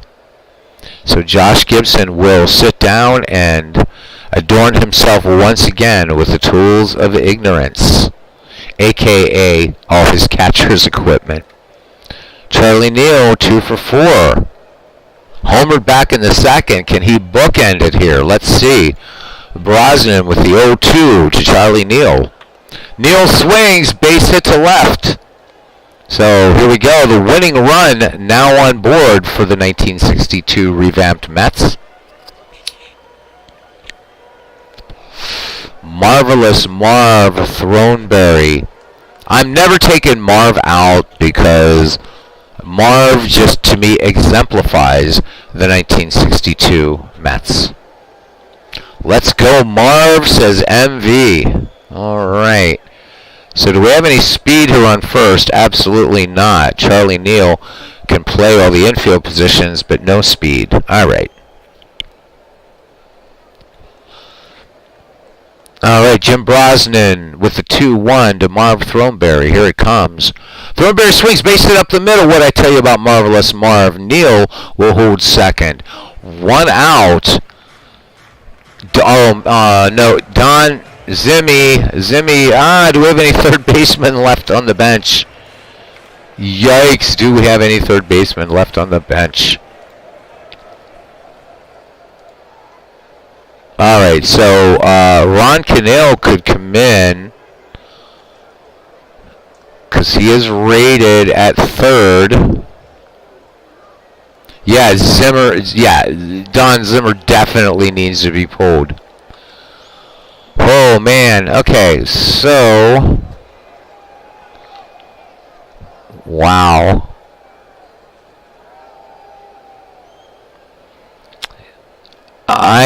Let me see. I'm thinking Choo-Choo Coleman here.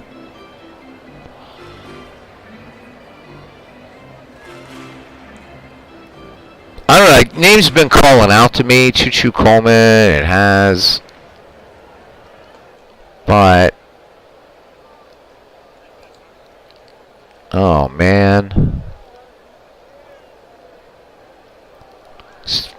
You know, the other thing I'm thinking here, too, is because Coleman's a catcher, we keep Gibson in the game. I know he only has a 20.1% chance for a hit, but you're thinking Camille, huh?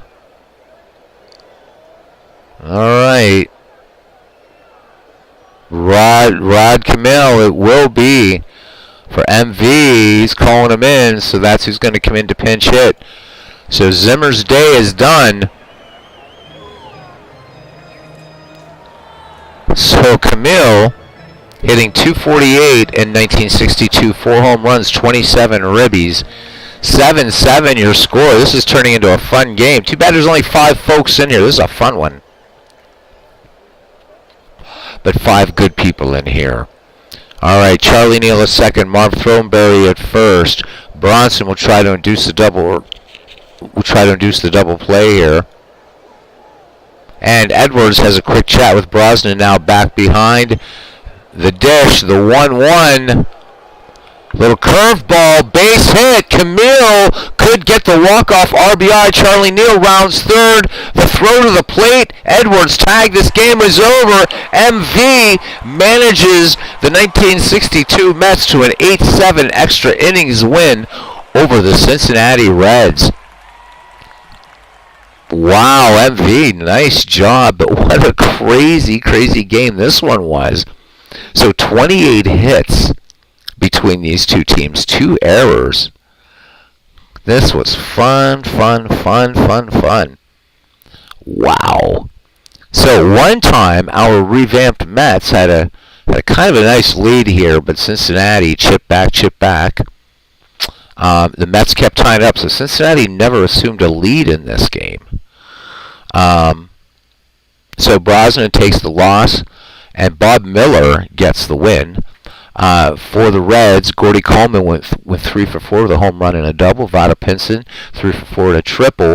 Frank Robinson, 3 for 6 and 3 doubles. And for our New York Mets, Gil Hodges, 1 for 1 with a homer. Frank Thomas, 2 for 4 with a home run and a double. And Charlie Neal went 3 for 5 and a home run. What a fun game this was. Look at so Cyclone Joe Williams worked 7 2/3. He was touched up for 4 runs, 3 earned, walked 4, struck out 11. That's not a bad performance at all. Craig Anderson got the blown save. Bob Miller again gets the win. And so Jim Brosnan gets the loss. What a fun baseball game this was. All right, there's no MVP because this was an exhibition, so I think we'll play a season out of this. So the Mets, in an exhibition game, beat the Cincinnati Reds, who finished third in 1962 with a 98-64 record. The Mets were 40-120.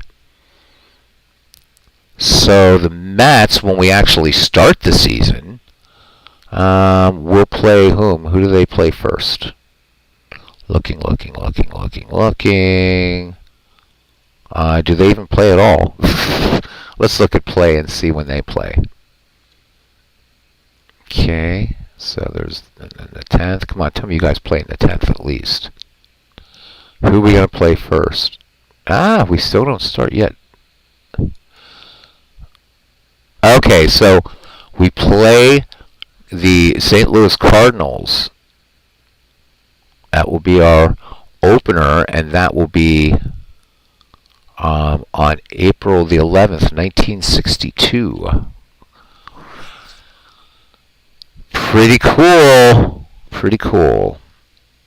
Oh, doctor. So lots of LOB in that game. All right, let's. I don't know if we're up for another one. I don't know if Ken Castro is still around. If he is, we'll start game 1 of that dead ball tournament, and if not, we'll either do something else or call it a night. So glad MV is in here tonight and having some fun. Robbie Wartburg off to work, so I had to make the obligatory, now the second, baseball for Windows reference. The first was more oblique, just naming Ernie Harwell. So looking forward to more fun. So let's go back to this. Again, just reminding you about this. We're going to be playing a lot with this, and actually playing a game, an all-star game. And we do have our Ned McGreevies, so not sure. I think Ken might be out of it for the night. So okay, so you just ordered the Negro League disc for baseball for Windows. Awesome, MV. Cool, cool, cool. Got some stuff from digital. Nice as well. All right. Well, we'll give Cousin Ken a minute or so and see if he's still around, and because that will depend on whether we start with our dead ball tournament. Look at all the stuff I've installed. Just do the stuff that we're doing. It's a lot of fun, though. Pretty cool. Yeah, I don't think Ken... Haven't heard Ken for a while. When he said Williams touched up a little bit, so been a while. 4 viewers, so... Aaron Reed might be... I don't know, MV. I don't know. You're the only one active in the chat. There's 3 other people.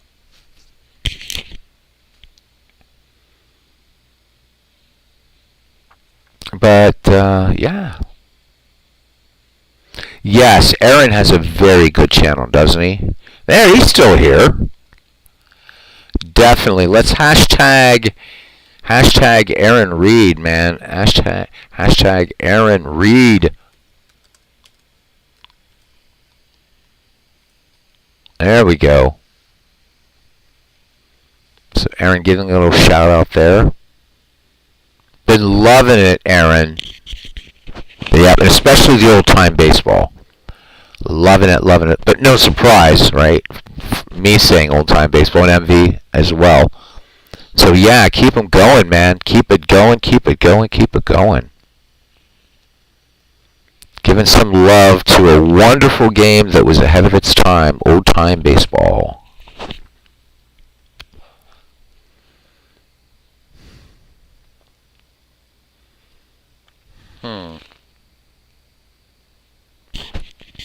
Alright, I'm not seeing Ken, but I do feel like doing one more baseball game. But I don't think we'll do it in Action PC. I think we'll return to Out of the Park baseball.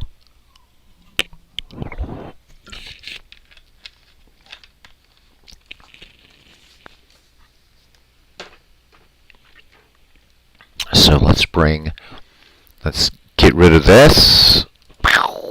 And we'll bring up Steam.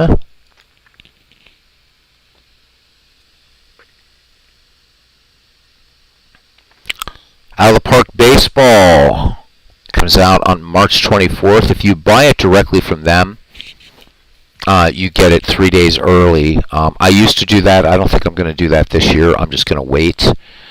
I think Digital Diamond Baseball comes out about then as well, the next version.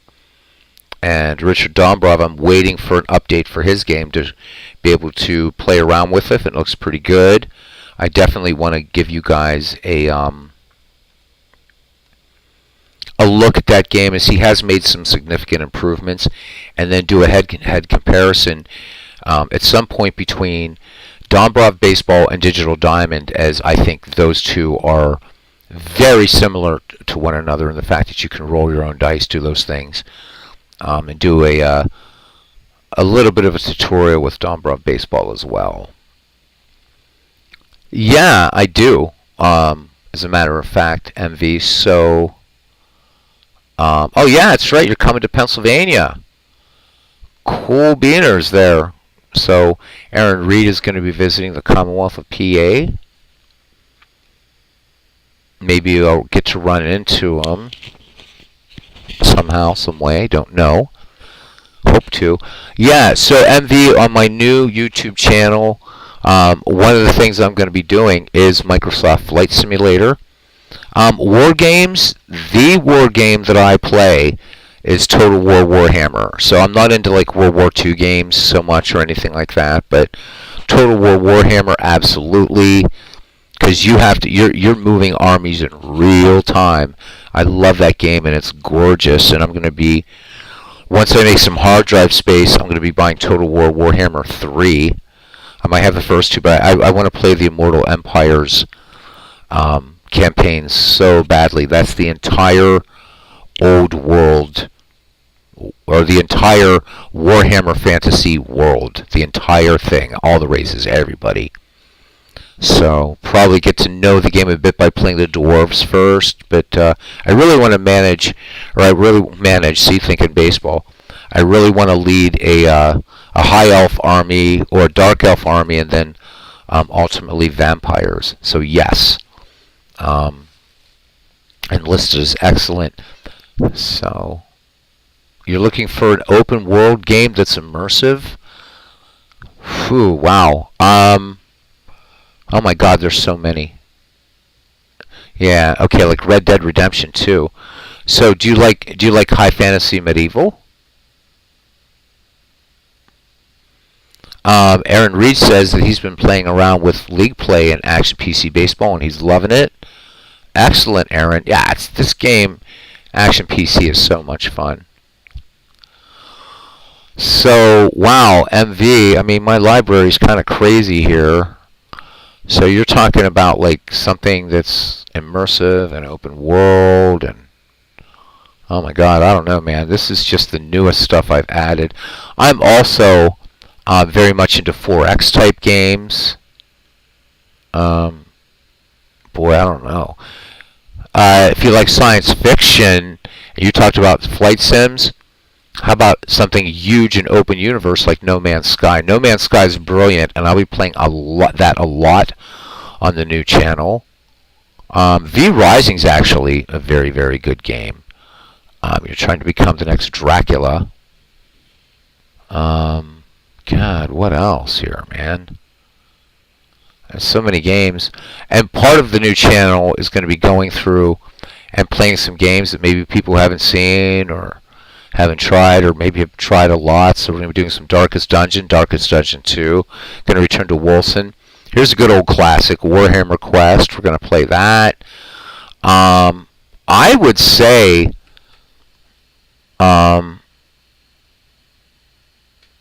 so No Man's Sky. Yeah, I have The Witcher. He likes high fantasy only with his girlfriend. I get it. Yeah, I've got Assassin's Creed stuff. I've got a lot of. I have a couple of the Hitman games too. Oh, I shouldn't have done that. Oh well, we'll let it scroll for a while and have fun while we talk. As we let these guys. I'm into so many types of games, so I don't even know what I've already scrolled down here. Like, as you can see, like, I'm into sim games here. There's Planet Zoo, which is absolutely immersive as hell. Planet Coaster. So, alright, so you're not into, see, because I'm into, like, high fantasy stuff, like Lord of the Rings and stuff like that, because I was going to suggest Divinity Original Sin and Divinity Original Sin 2. Those are brilliant, huge RPGs. But yeah, Assassin's Creed, man. Let me move past the stuff I've been playing. Let's look at this. My Steam library is like almost 3,000 games in this thing or something, just in Steam. And we're gonna play them all. We're gonna play them all, brother. Anyhow, we got to get Aaron Reed back on here again, too.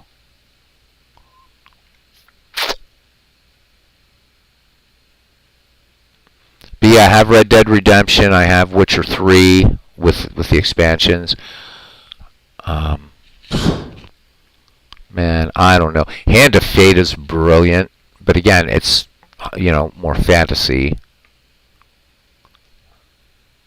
So who knows? I also love dungeon crawlers. There's Fall of the Dungeon Guardians, which is great stuff. Play them all, brother. Yep. And yep. Have Elite. No Man's Sky is really, really cool. It's and everything is like procedurally generated on the fly. It's a crazy, crazy game. I also love arcade shooters, and this is one of the most brilliant I've ever played. Jets and Guns. Have the second one as well. So we're going to be playing that on the new channel. We're going to just mix it up, man. Just going to mix it up.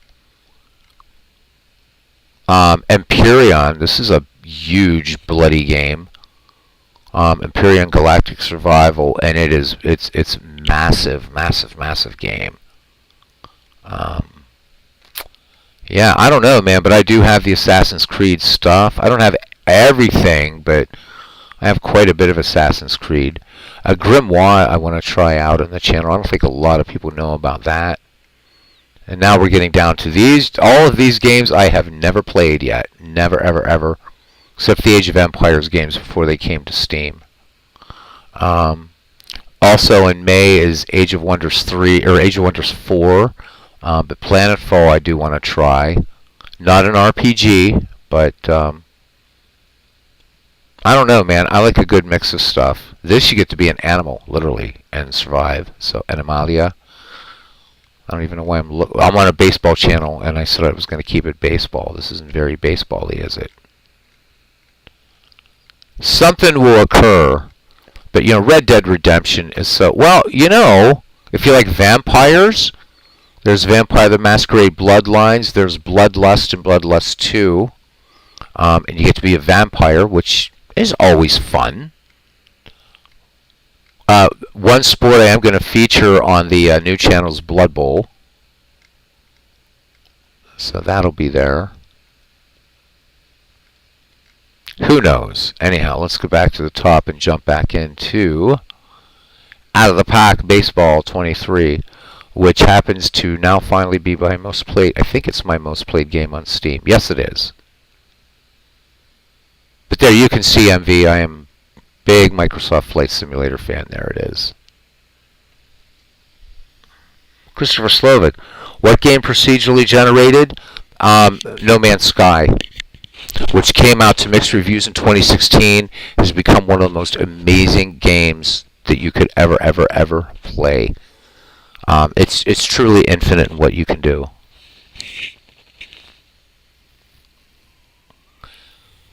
Yeah, I have Super Mega Baseball and Super Mega Baseball 3.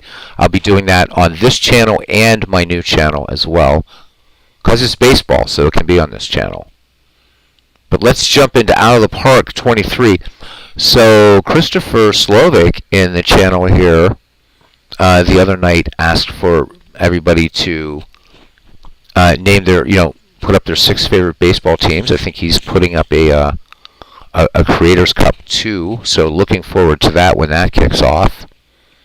Got a lot of great suggestions from everybody. Got a slow night here in the chat, and that's fun. That's fine, I should say. So let's go into Out of the Park land now.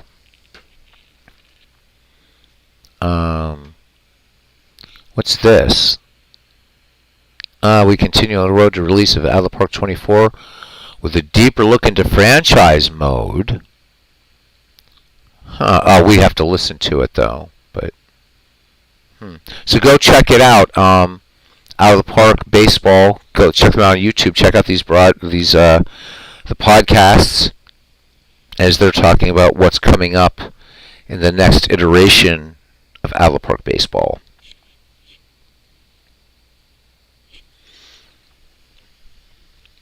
MV says, I missed you the other night, and he was surprised none booked the greatest team of all the 86 Mets, or the 88 Mets, the 84 Tigers. MV, yeah, I wish you were here, man, that night. It was great. All right. Anyhow, let's. We're just gonna do an all-time greats exhibition game thing or something. Since MV's a Mets fan, we'll play. It won't be an exhibition. This is a season I have started, so we'll play the Mets against somebody. So let us go and pick up the New York Mets. A team I'm not a fan of, but how about Mets Brewers? Let's play the all-time Mets Brewers.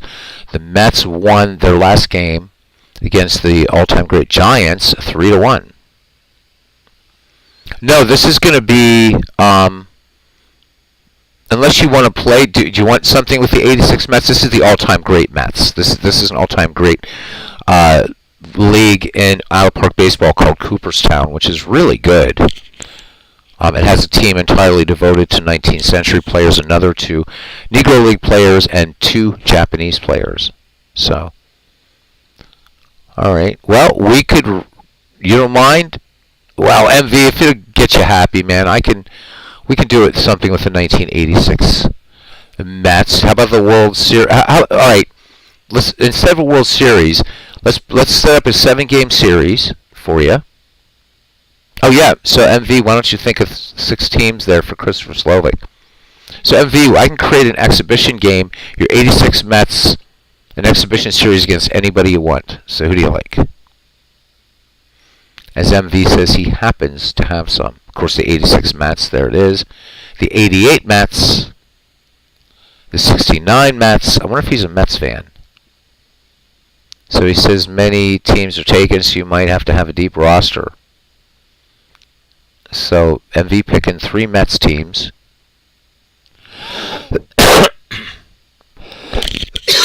Try to keep 1 per team. Or 1 per time period. Just hope my 1917 White Sox make it in there at least. I hope so. I think that was the only White Sox team anybody mentioned. 84 Tigers. There's a good team.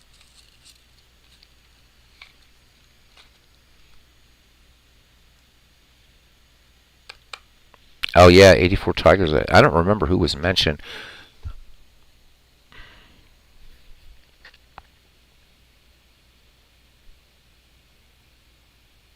Brainiac Baseball has the Tigers. Okay.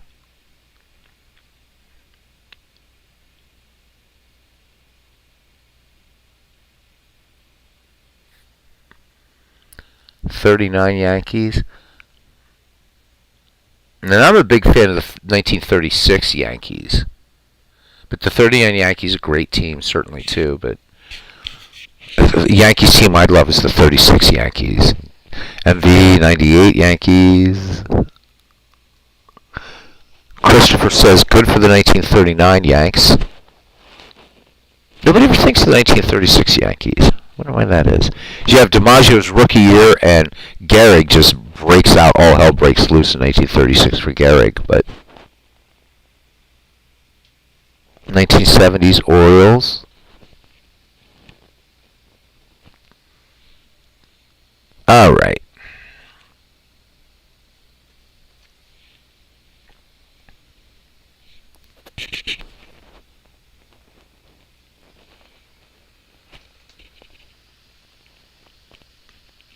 '07 Cubs. 70 Orioles are taken. Yeah, the 1920. I know Ken Castro mentioned the 29 A's.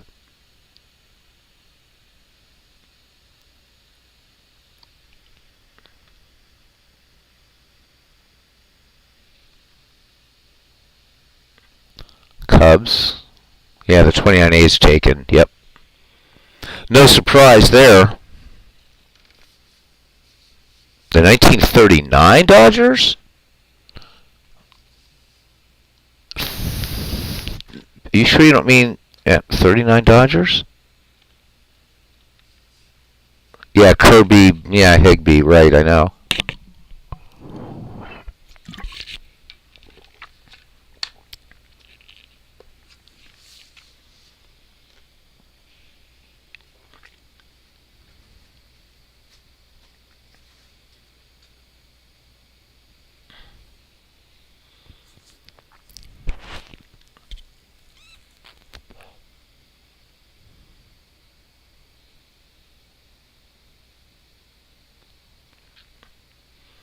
All right. Well, yeah, you know what? This one's not looking too exciting.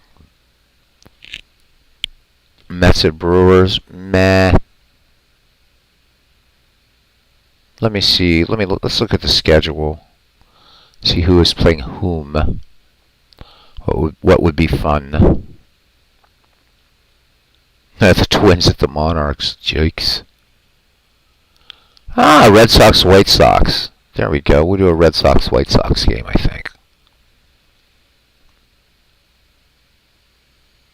So, Smokey Joe Wood, Jose Quintana. That could be fun.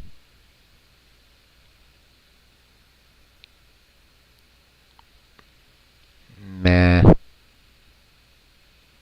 Or we can switch to something else. Doesn't matter.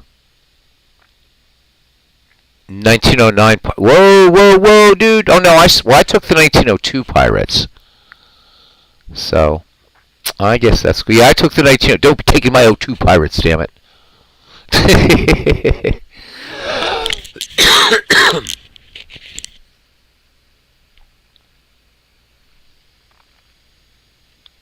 All right. Got division. 1902 marginally better. Alright, tell you what I'm going to do, MV, just for you. I'm going to go back to the start screen, and I'm going to set up a game, or a 7-game series that we'll do every once in a while, because of your win. So we're going to select the 1985 or the 1986 Mets against any team you want in history.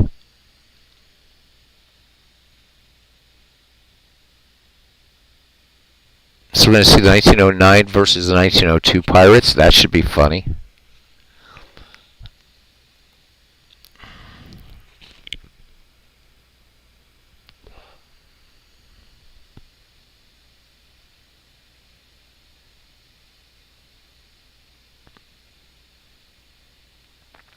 No, I already picked my teams anyhow. So MV, what do you like? I'll set up a 7 games or a sort of team matchup here. So your 86 Mets, you can pick any team in baseball history that Out of the Park Baseball has.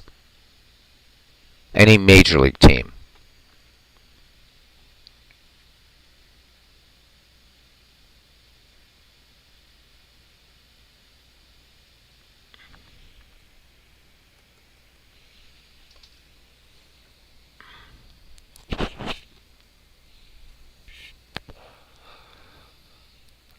You choose which one you want to be your team, the 86 or 84 versus the 1986 Mets and the 1984 Tigers. Okay, that's going to be, that'll be different for me, but yeah, why not? Let's get out of the comfort zone, man.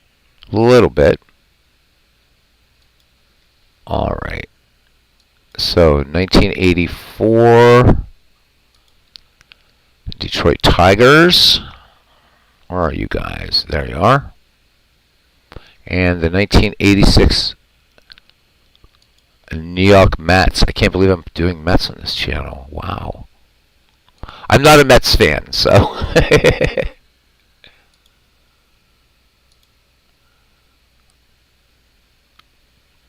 Where are you guys? Where are you guys? Where are the Mets? I am in the right year, right? Yep, there we are. All right. What's wrong with the Mets? You're not a Pirate fan, so there you go. All right. So let's look at the 1984 recap here. Detroit started the season winning 35 of its first 40 games and never looked back, finishing the season with 104 wins, 15 games ahead of Toronto in the American League East, and capturing the 1984 championship. Tigers closer Willie Hernandez took home the American League MVP and Cy Young awards with a 9-3 season, 32 saves at 1.92 under an average, and 112 strikeouts. Led by league MVP Ryan Sandberg and Cy Young Award winner Rick Sutcliffe, the Chicago Cubs won the NL East to make the postseason for the first time in nearly 40 years, but lost to 2-0 in the NLCS to the pennant-winning Padres. Mets right-hander Dwight Gooden, 17-9, blah, blah, blah. And Seattle first baseman Alvin Davis were named Rookies of the Year in their respective leagues. In that year, Don Drysdale, Harmon Killebrew, Luis Aparicio, Pee Wee Reese, and Rick Farrell were elected to the Baseball Hall of Fame. Pete Rose picked up his 4,000th career hit on April 13th. Reggie Jackson hit career home run number 500 on 17 September off Bud Black. New York first baseman Don Mattingly went 4 for 5 on the final day of the season for a .343 batting average, beating out teammate Dave Winfield's .340 average for the AL batting crown. And the 1986 recap, and then we have these Mets and Tigers in a best of 7. The New York Mets came from behind in Game 6 and 7 to capture the 1986 World Series from the Boston Red Sox. A fielding error by Bill Buckner. It's always going to be there, right? That allowed the winning run to score in Game 6 is one of baseball's most memorable World Series moments. The Mets won 108 regular season games behind a starting rotation of Dwight Gooden, Ron Darling, Bob Ojeda, Sid Fernandez, and Rick Aguilera. New York led the majors with a 3.11 team under an average in 1986. Boston pitcher Roger Clemens won both the AL Cy Young and the Most Valuable Player awards, going 24-4 with a 2.48 earned run average and 238 strikeouts. The Rockets struck out 20 Seattle Mariners on 29 April to become the first player in history to do so. Phillies third baseman Mike Schmidt won his third MVP award in 1986 while leading the National League in home runs for the 8th time. Astros starter Mike Scott won his only National League Cy Young award with an 18-10 record and a 2.22 ERA earned run average while striking out 306 batters for the NL West champs. Milestones: Willie McCovey, Ernie Lombardi, and Bobby Doerr elected to the Hall of Fame. Oakland outfielder Jose Canseco beat out California Wally Joyner for Rookie of the Year honors in the American League. 7 games, and the Mets will be the home team. So let's create this exhibition.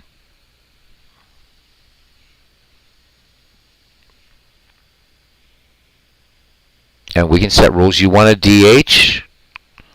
All right. We will do teams and rules. Where is the DH? In here.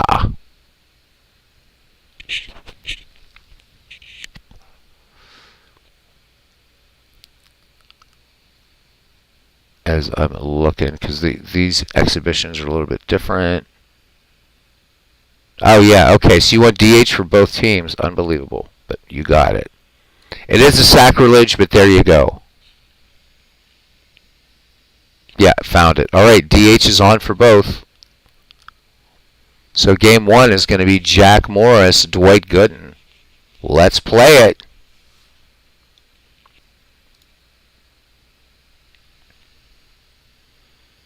Team's pretty evenly matched here. This ought to be a fun one. 1980s baseball. Wow. But why not? Computer will manage both. But we can always switch if MV feels like managing one of these two teams. Well, can we, let me see. Can we switch? We can switch people around, I believe, MV. Not sure. So, custom lineups.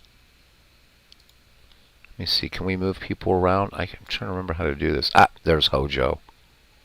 Let's return to the game. Options and preview.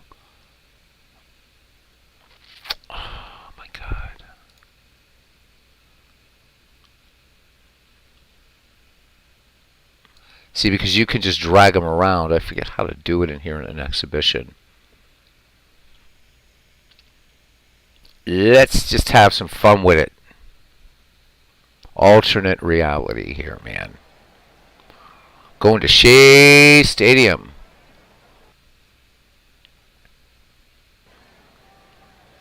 And here we are. Let's play ball. All right, looking at the defense for the 1986 New York Mets in this 7-game series against the 1984 Tigers. From left to right, Mookie Wilson, Lenny Dykstra, and Darryl Strawberry. From first to third, Keith Hernandez, Wally Backman, Rafael Santana, Kevin Mitchell. Catching would be Gary Carter. And starting tonight, Dwight Gooden. On the season, 17 wins, 6 losses. He struck out 200. Alan Trammell will lead it off for the Motor City Cats. In the season, hitting .314, 69 ribbies, and 14 homers. And here we go. We're going to... Oh, this is set to pitch by pitch. This is not what I wanted to do. Oh, look, we have Billy Joel coming up, by the way. Gooden pitches to Trammell, and Trammell sends a base hit to right field, and we're underway here at Shea Stadium. Trammell swinging on that first pitch. So Trammell aboard, and... Oh, it isn't. Okay, good. It's just at bat. All right, Sweet Lou Whitaker, who should be in the Hall of Fame in 1984, hit .289, 56 ribbies, 13 home runs. Gooden has the sign from Gary Carter, may his memory be eternal, Gold Glove catcher, and then a Gold Glove for the Mets at first in Hernandez. Trammell, pretty decent speed. Gooden into his wind. There goes Trammell, the throw down by Carter, and they got Alan Trammell. So the caught stealing, a one down, bases empty. Lou Whitaker back in there. The 2-2 delivery from Gooden. Whitaker swings, long fly ball into the gap and right, and this one is right out of Shea.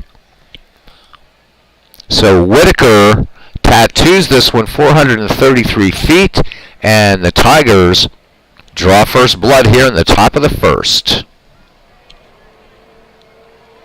Boos going up around the ballpark here in Queens as Chet Lemon steps in, center fielder for the Detroit Tigers. One away here, just getting underway. Lemon hit .287 in 1984, 76 ribbies, 20 home runs. Dwight Gooden touched up for a homer here by Lou Whitaker. Gooden winds and fires. Lemon swings, and this one lined into left, but right into the glove of Mookie Wilson. Nice play. 2 away for Kirk Gibson. Of course, my greatest memory of Kirk Gibson is that 1988 home run for the Dodgers. So Gibby, 27 home runs and 91 ribbies in 1984 for the Detroit Tigers. Gooden winds and fires. The 1-2. Gibson cuts and misses. Swinging at a bad pitch there, expanding the strike zone a little bit. But 1 run, 2 hits, no errors, nobody left. And Detroit with 1 run, and the New York Mets coming to bat. Looking at the defense here for the Detroit Tigers. From left to right, on left field, Larry Herndon, and center, Chet Lemon, and right, Kirk Gibson. From first to third, Darrell Evans, Lou Whitaker, Alan Trammell, and Tom Brookins. Behind the dish, Lance Parrish, and on the mound, Jack Morris. Gold Gloves at catcher and Lance Parrish. Alan Trammell, Gold Glove shortstop, and Lou Whitaker with a Gold Glove. Lenny Dykstra will lead it off here. Dykstra, 8 home runs, 45 ribbies. Morris ready to go now. The 1-0 delivery to Dykstra. Here it comes. Cut on Dykstra, grounded to first, and Evans has it and takes it to the bag himself for out number 1. Wally Backman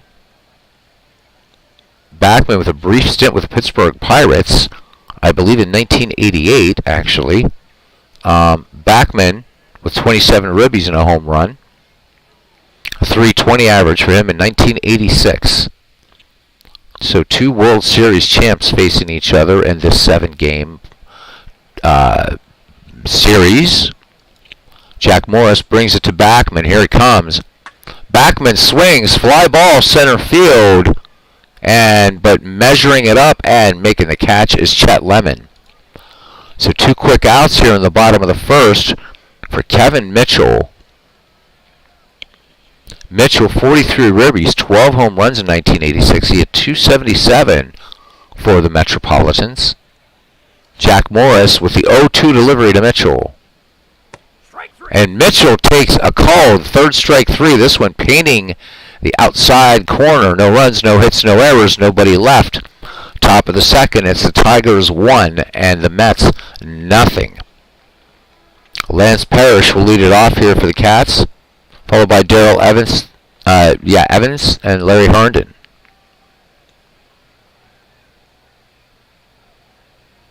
All right, Lance Parrish, 98 runs batted in, 33 homers.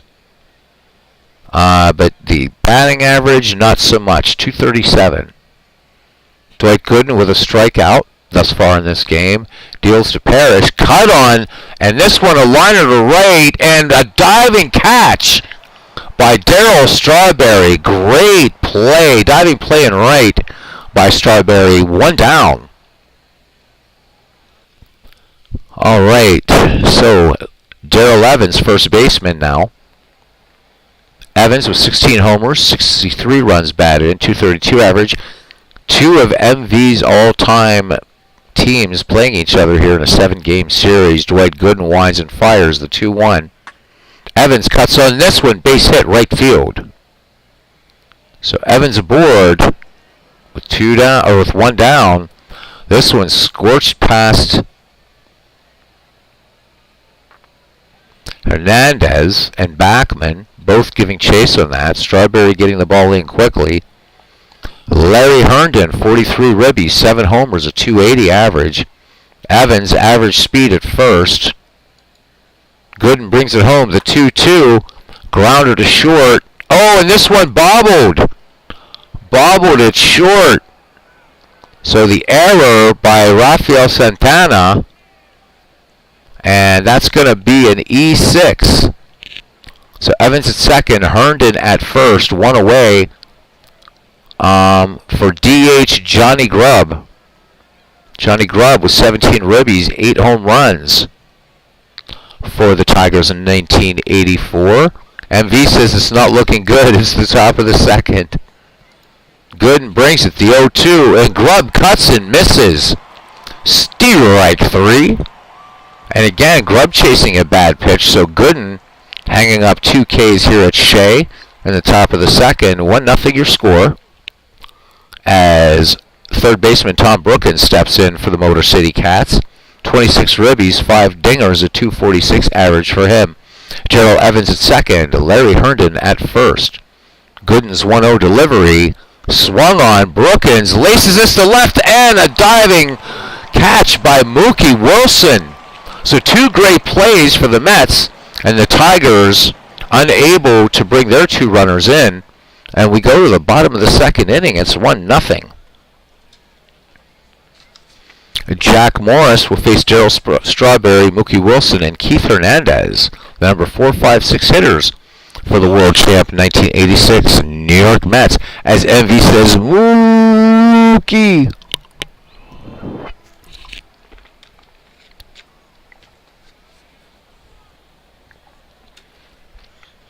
As when we get to Detroit, they'll be saying Lou. All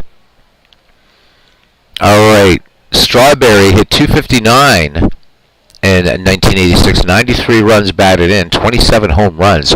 Jack Morris ready with a 2-2 to Strawberry. Cut on, and a lazy fly ball to left, and camping under it and making the catch is Herndon. So 1 away here for Mookie Wilson, the left fielder, hitting 289, 45 runs batted in, 9 home runs for the Mets. 1 down here, Jack Morris winds and fires to Wilson. Wilson swinging on the first pitch, grounded deep to second, but up with that ball is Lou Whitaker. On to Darrell Evans for out number 2. And here's Keith Hernandez. He and Willie Stargell sharing MVP honors in 1979. Hernandez, a .310 hitter in 1986, 13 home runs, 83 ribbies for Keith. Morris peers in, has the sign from catcher Lance Parrish, the wind in the 0-2 delivery to Hernandez. Hernandez swings. This is going to be laced to right. Base hit. So Keith Hernandez with a 2-out single. Gibson playing that one on the bounce and right. And that brings up Tim Teufel. He has DH duties tonight here for the Mets. Teufel, .247 hitter, 31 ribbies, 4 home runs for him. Hernandez at first, 2 away, 1-0 your score. Bottom of the second, Jack Morris delivers to Teufel. Teufel swings on the first pitch. This one, a little Texas leaguer into left field. This one just over the head of Tom Brookins at third. And the Mets have 2 aboard and 2 out for the great Gary Carter. Carter, .255 hitter in 86, 105 ribbies, and 24 round trippers. Looking at that Billy Joel sign, Billy Joel would do this great concert. And there's a neat documentary Billy Joel talks about. As Paul McCartney was, of course, the Beatles playing the very first stadium concert in rock history, in fact, in music history, really, Shea Stadium, and McCartney was flying into New York, and somehow Billy Joel got word, and between working through everything in customs, they were actually able to get McCartney in to help him close the concert at Shea Stadium. And it's like about a half-hour or 20-minute thing on YouTube. Check it out, the way they did it. McCartney didn't even have to show his passport. It was brilliant. Came on. Nobody expected it. And the crowd went nuts. And he and Billy did a couple of numbers. He was back in the USSR, and I saw her standing there. So just that Billy Joel reminded me of that right there. So anyhow, 2 on, 2 out. And here's the delivery, the 1-2 to Gary Carter, swung on, little grounder to short, and that's going to end the inning right there. So Alan Trammell with the easy put out, and the side is retired. The Mets come up empty. We go to the top of the third, and it's 1-0 Dwight Gooden to face the top of the Detroit order, Alan Trammell, Lou Whitaker, and Chet Lemon. Gooden has fanned 2 thus far. Alan Trammell 1 for 1 on the day. Here's the pitch, payoff pitch, and Trammell grounds this one back to Gooden, and Gooden on to Hernandez on the 1-3 put out. 1 up and 1 down for sweet Lou Whitaker. Solo shot, making it 1-0 Detroit back in the first. Gooden's 1-0 delivery now to Lou Whitaker. Whitaker swings, hard hit ground ball to first. And Hernandez, with plenty of time, will make the 3 unassisted, 2 away.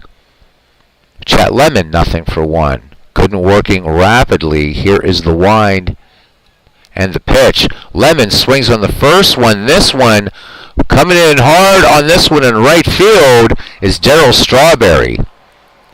So nothing across for the Tigers.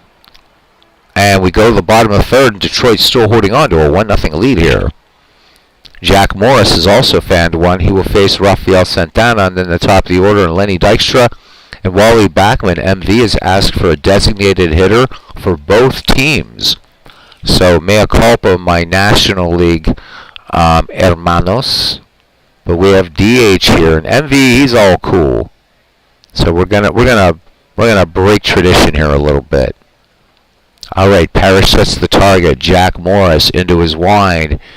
And Santana on the first pitch, lazy fly ball to left, and sauntering over and making the easy catch is Larry Herndon for out and number 1 here in the home half of the third. Back of the top of the order now, and Lenny Dykstra nails his 0 for 1. The 0-2. Dykstra swings. This one lined to center and right into the glove of Chet Lemon, making a nice play, hustling in toward that one. That was sinking quickly. 2 down here at Shea for Wally Backman.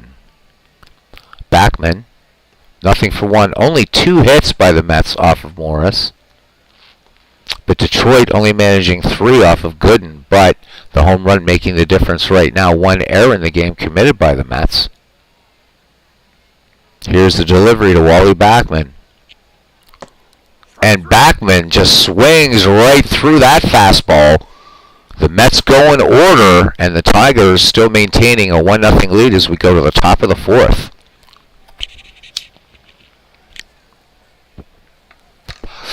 Due up, Kirk Gibson, Lance Parrish, and Darrell Evans for the Tigers. And it's MV and 2 other folks and myself hanging out. I think MV and Aaron and somebody else. Kirk Gibson, 0-for-1. Gooden has fanned 2. Here is the 0-2. Gibson swings through this one. So little curveball dropped by Gooden for strikeout number 3. 1 away for catcher Lance Parrish. Parrish steps in the box. Gooden has the sign from Gary Carter. Payoff pitch coming to Lance Parrish. Lined to Strawberry last time. And hang up K number 4 for Dwight Gooden. The ball going around the horn here at Chase Stadium. 2 away here for left fielder, or for first baseman, I'm sorry, Darrell Evans. Jack Morris an HOF. Really? Asks MV. Evans 1-for-1. Gooden delivers the 1-2 pitch.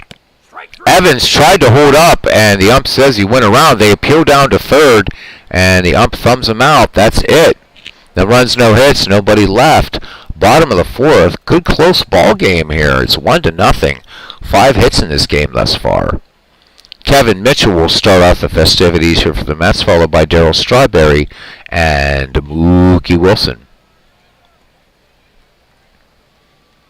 Jack Morris is fan 2. Here's the 1-0 to Kevin Mitchell. Mitchell cuts on this one, sinking liner to left, but what a stop, what a play by Larry Herndon. Great play. So showing Mookie Wilson, if you can do it, so can I, pal. Darryl Strawberry, 0-for-1. Morris lets it go, toes the rubber in the 1-2. Strawberry swings. High fly ball to center, and coming in and calling off Kirk Gibson is Chet Lemon to make the catch. So 2 up, 2 down for Mookie. Morris sets and delivers. Wilson swings in the first pitch. This one laced to left, base hit.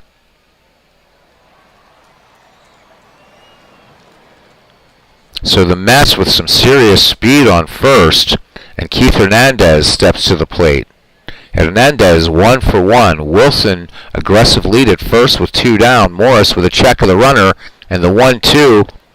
And Hernandez takes this one on the outside corner. Side retired.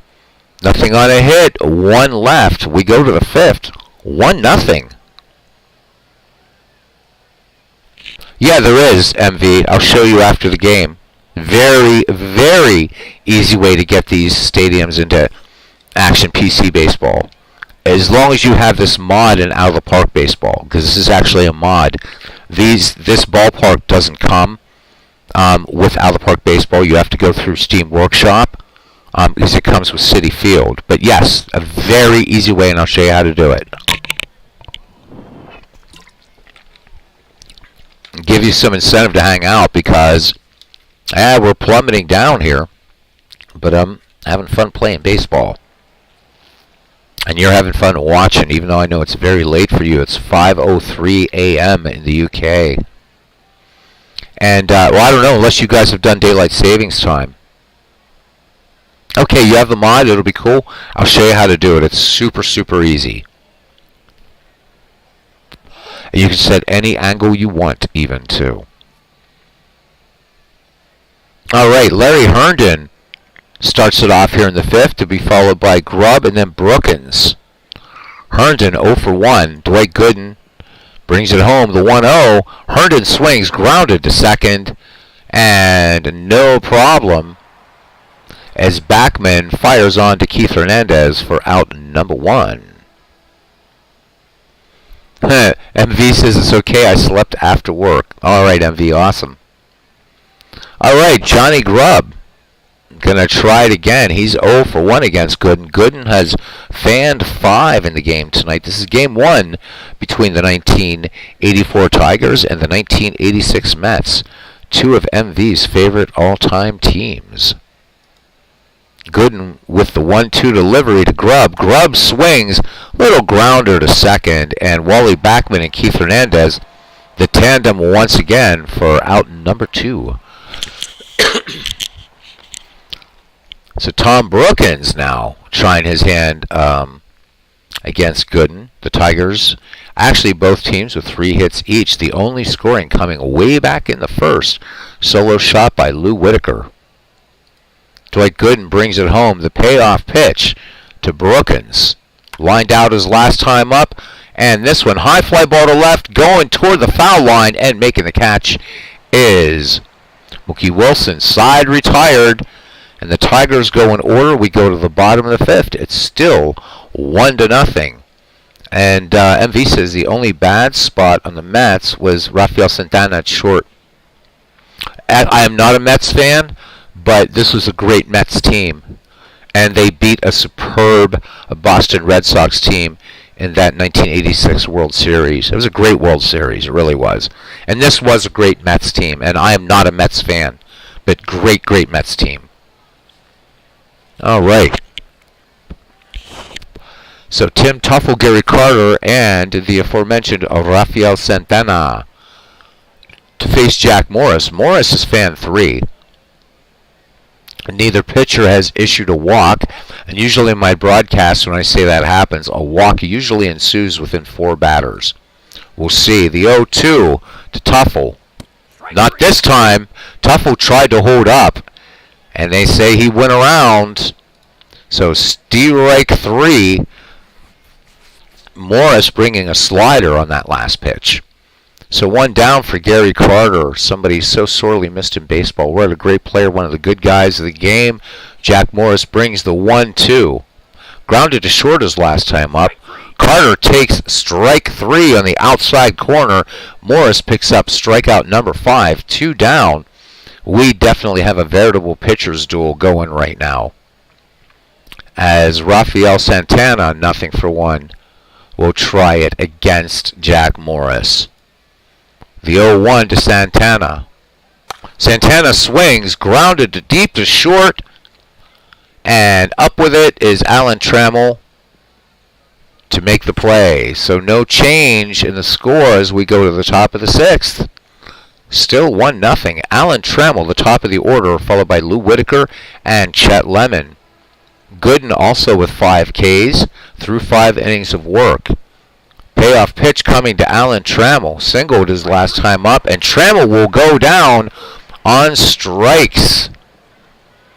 So that's number 6 for Gooden as the ball comes back to him after being thrown around the horn. Lou Whitaker, a 1 for 2, a solo home run, 1 away. The 1-1 pitch to Whitaker. Whitaker swings, and this one lined past Hernandez into right for a base hit. This one getting between Hernandez and Backman, actually, although that's showing it really getting by Hernandez, so we're going to actually go with that. All right, so Chet Lemon now batting with 1 down, 1 on. Lou Whitaker, some speed at first, will be held on by Keith Hernandez. Gooden with a check of the runner, sets, and the 1-2 pitch swung on, line to center, and what a nice catch by Lenny Dykstra. Good hustle on that liner. So 2 away, and retreating to first is Lou Whitaker. Lefty Kirk Gibson now. Gibson 0 for 2. The lefty waits for the Gooden delivery, and the 1-2 to Gibson.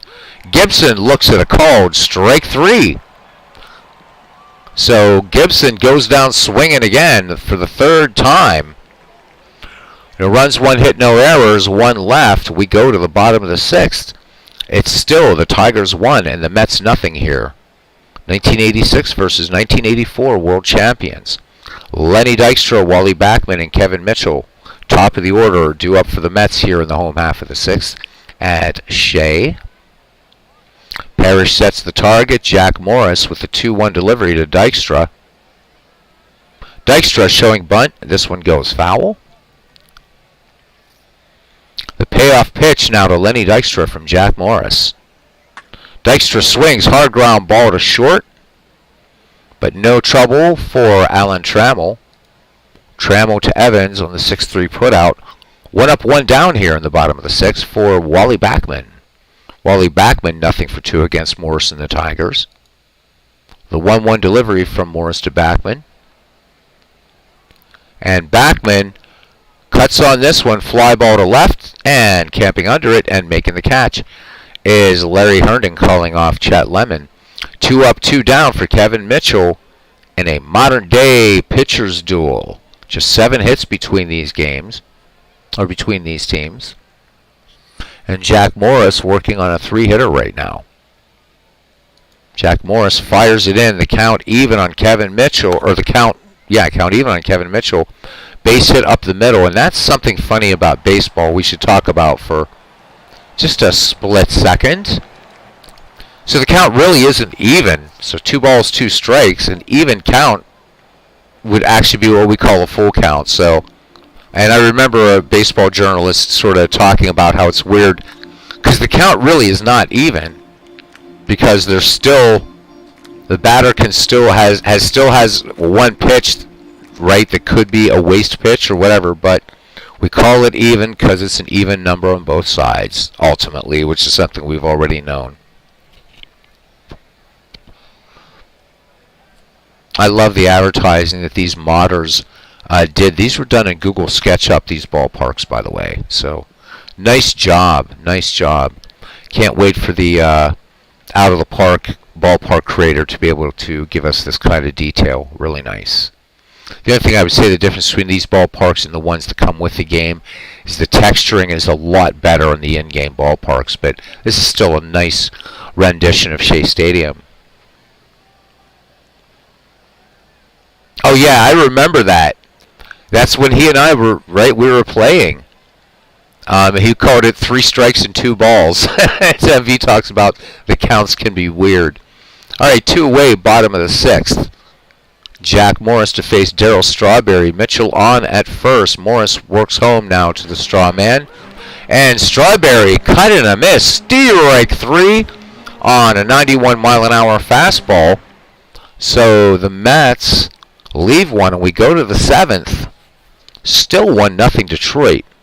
Was expecting a little bit more out of this, but Gooden and Morris, 2 superb pitchers. The Aces going tonight, of course, in Game 1 of a series.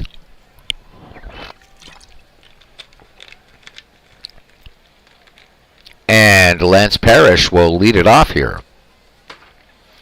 Darrell Evans and Larry Herndon to follow. 0-for-2 for Parrish. Gooden has hung up 7 Ks here at Shea. The 1-1 to Parrish. Cut on. Lazy fly ball to right. And camping under it is Darryl Strawberry. So 1 away here for Darrell Evans.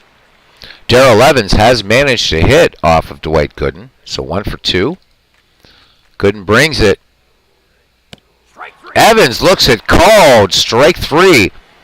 And Gooden not playing around. This fastball at 92 on the gun. So 2 away for Larry Herndon. Aaron Reed says, hey, hi, Aaron's girlfriend. So we're saying hi to Aaron's girlfriend. Good to meet you there, young lady. You got a good guy there in Aaron, and he always speaks nicely of you. Not that she can hear me, but she says hi anyhow. All right. So 2 down, Larry Herndon, 0-for-2 against Gooden, who now has 8 strikeouts. 2-2. Herndon swings. Liner. This is going to get down to left. Base hit right in front of Mookie Wilson. So that little flare puts Herndon aboard, and DH Johnny Grubb 0-for-2. Herndon will steal a few bases here and there. Let's have a quick look at Herndon here, and can we look at 1986? Boom, there we go, real life stats. Gotta love those real life stats. So in 19, he has just 2 steals, but again, rated here as some speed, but low speed. So Gooden with a 3-0 pitch. Oh my goodness, and Grubb lays off. So the Tigers now with 2 aboard and 2 down. Herndon at second, Johnny Grubb at first for Tom Brookins, who's nothing for 2. So Detroit trying to mount a threat here in the top of the 7th as Gooden brings it home. Brookins swings, base hit into left field.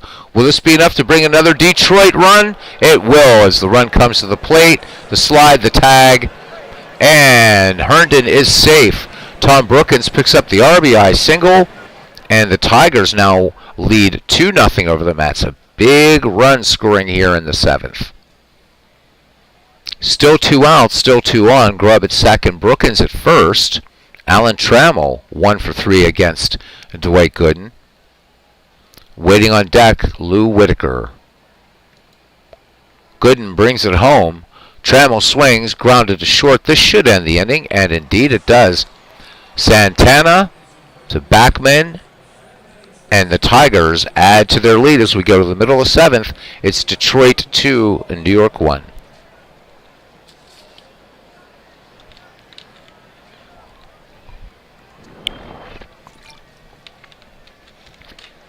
Aaron says his girlfriend, his MV, is greeting her from the United Kingdom.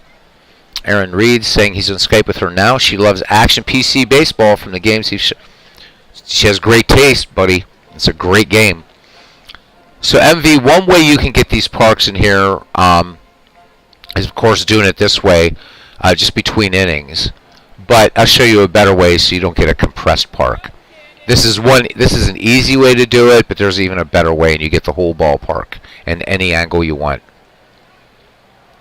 All right, bottom of the 7th we go, and the Mets trying to solve Jack Morris. Morris has struck out 6, has a 4-hit shutout going. Mookie Wilson, Keith Hernandez, and Tim Tuffle due up. Morris peers in, has the sign from Lance Parrish. Here is the wind and the delivery to Mookie Wilson, who's doubled in this game, and a diving stop at second, but not going to be in time. Wilson gets the infield hit. Lou Whitaker unable to hold on to the ball, but they're going to grant that one a hit, so that's number 5. And Wilson with serious speed at first, but Lance Parrish, great arm behind the plate. Gold Glove catcher versus the speedster Wilson as Keith Hernandez steps in. Hernandez is 1 for 2. Mookie Wilson, good lead off first. Here is the 0-1 delivery. And Hernandez, hard ground ball to second, and they're going to turn the 4-6-3 double play initiated by Whitaker to Trammell and back to Darrell Evans. So quickly 2 outs here in the bottom of the 7th for DH Tim Tuffle, who is 1 for 2 against Morris and the Tigers. The 1-1 delivery. Cut on by Tuffle, grounded, and room service bounced to third to Brookins. Brookins in the 5-3 putout retires the side. So the Mets pick up an infield hit, and that's all they do. We go to the top of the 8th, 2-0 Detroit. So MV, how do you root against one favorite team against another? I guess the the Mets are your all-time favorite team. So, all right, Lou Whitaker, Chet Lemon, and Kirk Gibson. And this will be an early stream tonight. We're going to call this after this game, after I show MV how to get ballparks into Action PC from here. 2-2 pitch now to Lou Whitaker. Homer in this game. And Whitaker, high fly ball to left and right down into the glove of Mookie Wilson. Wilson barely had to move. 1 up, 1 down for center fielder Chet Lemon. He is nothing for 3. So MV says when we got into baseball, we think it's 1984 the Tigers won it. Yep. They were hot that year. Yep. This is my favorite my favorite American League franchise is the Detroit Tigers. Really, really like the Tigers. Great history in this ball club. Chet Lemon, nothing for 3. Dwight Gooden has struck out 8 and walked 1. The 2-2 delivery to Lemon. Lemon swings, and this one a flare into right. This is going to get down. Base hit for Lemon. So Detroit with base hit number 7 off Dwight Gooden.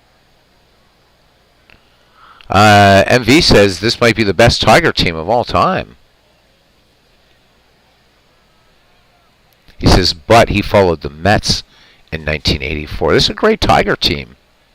2 excellent teams battling it out here, and the score showing it 2-0. And Dwight Gooden right now on the short end of that 2-0 stick. Chet Lemon at first. Kirk Gibson in the game, nothing for 3.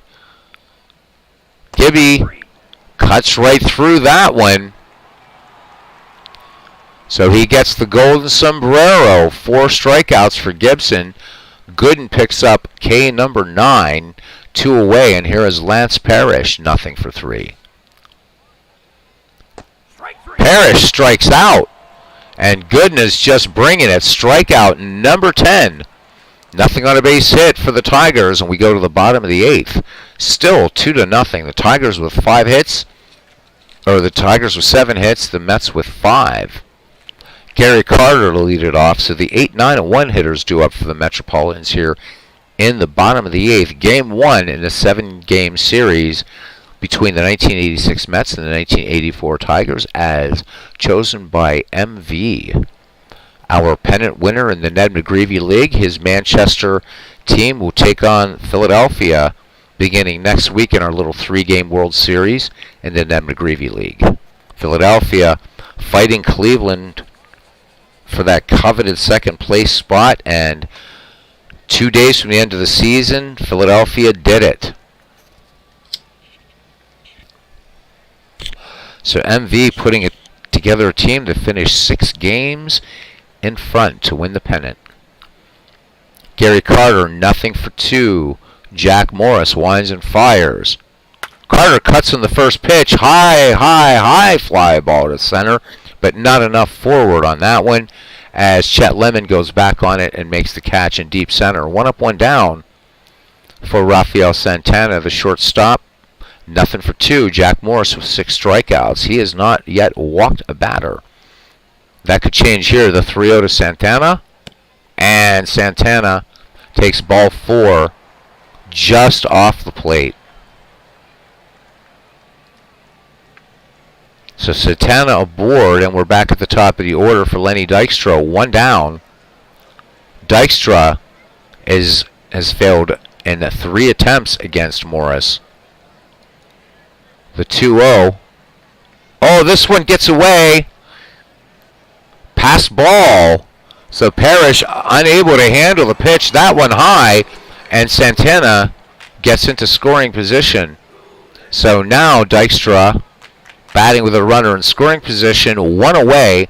The count, 3 balls, no strikes. And Dykstra will be walked.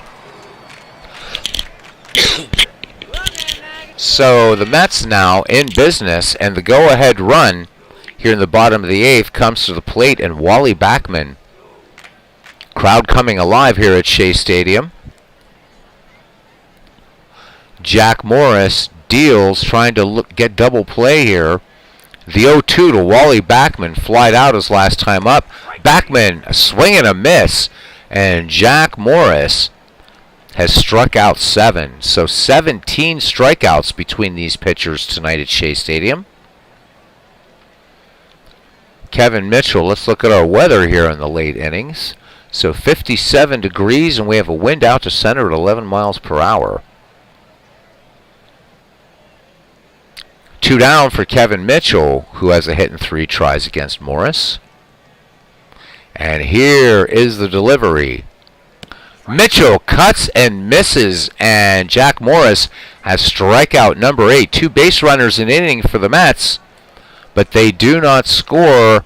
We go to the 9th, and the Tigers over the Mets, 2-0. Dwight Gooden will stay on 10 strikeouts through 8 innings of work. He's walked 1. Darrell Evans, 1 for 3 against Gooden. So it's going to be Evans, Herndon, and Johnny Grubb. Payoff pitch now to Evans. Evans takes outside, ball 4. So Gooden missing on the 3-2 pitch and issuing his second walk in the game. So fastball missing outside. Larry Herndon now is 1 for 3. Gooden sets and payoff pitch. Grounder to third. This could be 2. It will not be 2.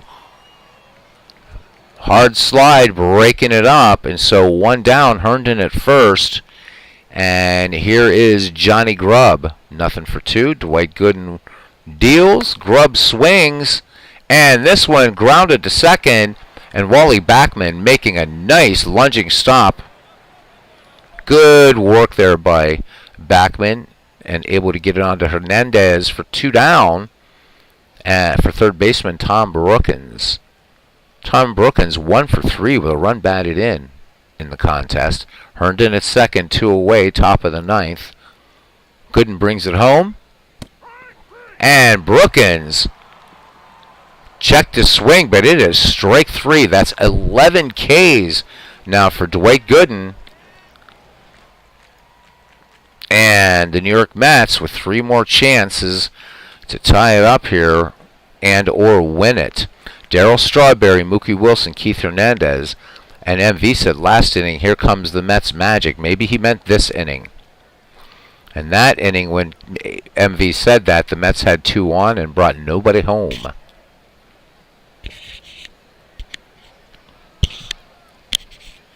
So Darryl Strawberry, nothing for 3 against Jack Morris. So something very rare, extremely rare in 21st century baseball. Could we have 2 pitchers going the full 9?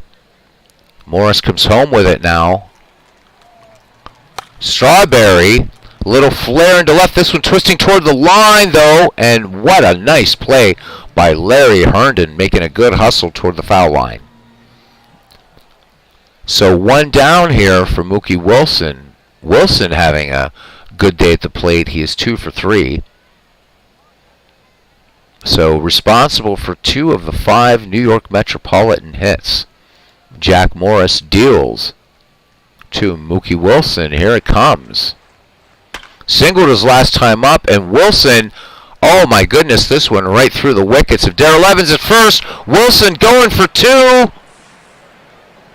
And isn't this a little spooky? A little bit of some shades of the 1986 World Series as this one goes between the wickets of Darrell Evans.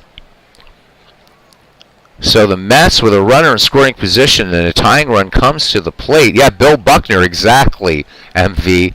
And if we were replaying the 1986 World Series and that happened, that would be freaky and even more so if it was Game 6. All right, so Keith Hernandez is the tying run at the plate. Wilson with excellent speed at second. Morris calls time and asks for a new ball once tossed out by the ump. 1 down, 1 on. Morris ready to go, has the sign from Lance Parrish. Here's the payoff pitch to Keith Hernandez. Hernandez swings, liner to right, going back on it at the wall, and this one's gone. And I guess that Mets magic happens. Keith Hernandez ties it up with a 2-home run homer in the bottom of the 9th. There was no doubt about it. 353 feet, and we are knotted at 2. So MV, yeah, even freakier because Mookie was the player. There we go. Mets magic, says MV. And they're going crazy here in Flushing as Tim Tuffle steps in and Jack Morris is done. Left-hander Willie Hernandez comes on now. Hernandez went 9-3 in 1984 for these Tigers. He walked 36 and struck out 112 and 140 and 1/3 innings pitched. 1 away here. Tim Tuffle in the regular season had 4 home runs. Hernandez has finished his warm-up pitches now. Good stuff, good movement, good contact. Hernandez winds and fires the 0-2 to Tim Tuffle. And Tuffle cuts and misses. That's out number 2 as the ball goes around the horn. So Hernandez striking out Tuffle on 3 pitches.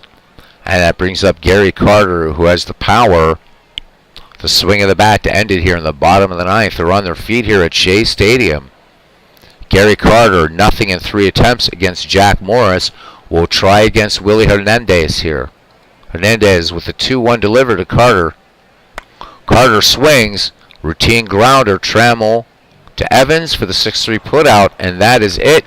And we will go to extra innings in this game 1 as the Mets tie it up on a Keith Hernandez 2-run shot in the bottom of the 9th. We go to the 10th, and we're at the top of the order for the Detroit Tigers. Alan Trammell, Lou Whitaker, and Chet Lemon. And Dwight Gooden's day is done. And coming in to pitch now, left-hander Jesse Orozco, 8-6 in 1986. 81 innings pitched. 21 earned runs, 35 walks, and 62 strikeouts. He had a 2.33 earned run average for the Mets in 1986. Orozco has pretty good movement on the ball. Southpaw finishing his warm-up pitches. Here's a delivery to Alan Trammell, full count. 21 saves for Orozco in the regular season. And this one laced to left, base hit. And the go-ahead run is now on board for the Tigers here in the top of the 10th. So Trammell, decent speed. Here's Lou Whitaker, who started off the festivities with a solo shot way back in the 1st. The Tigers holding that 1-0 lead into the 9th.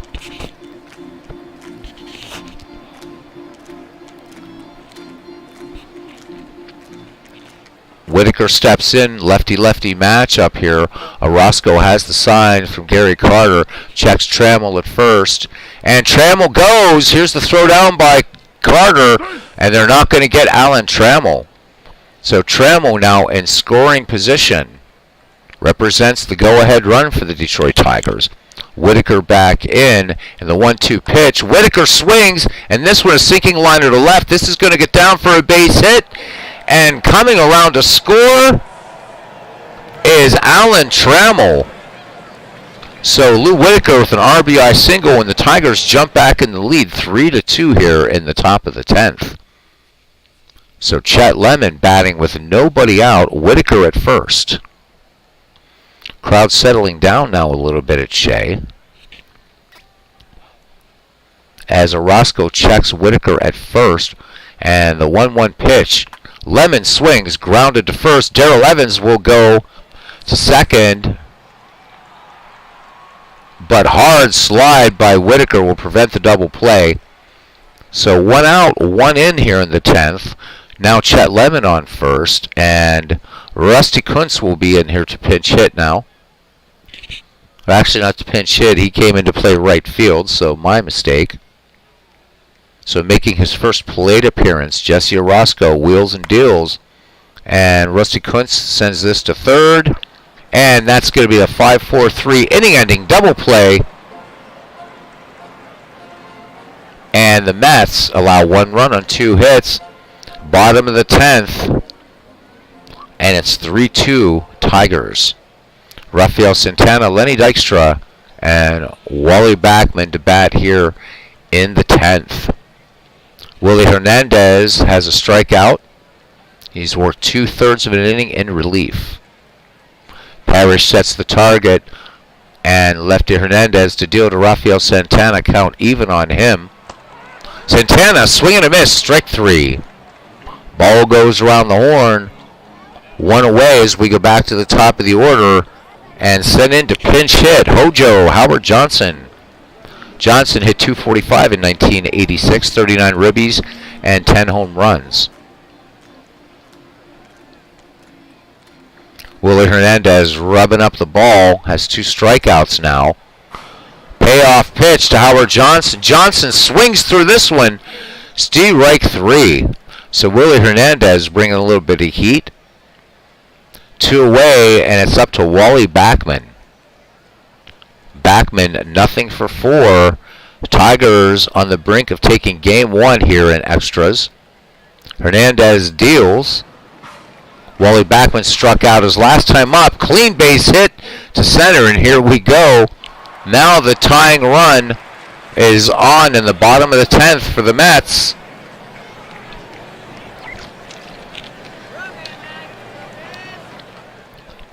And that'll bring up Kevin Mitchell. 12 homers in the regular season. Mitchell 1 for 4 tonight.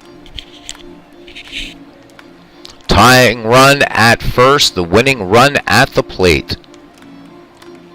Willie Hernandez sets and delivers the 0-2 to Kevin Mitchell, and this should end the game. Easy grounder to second.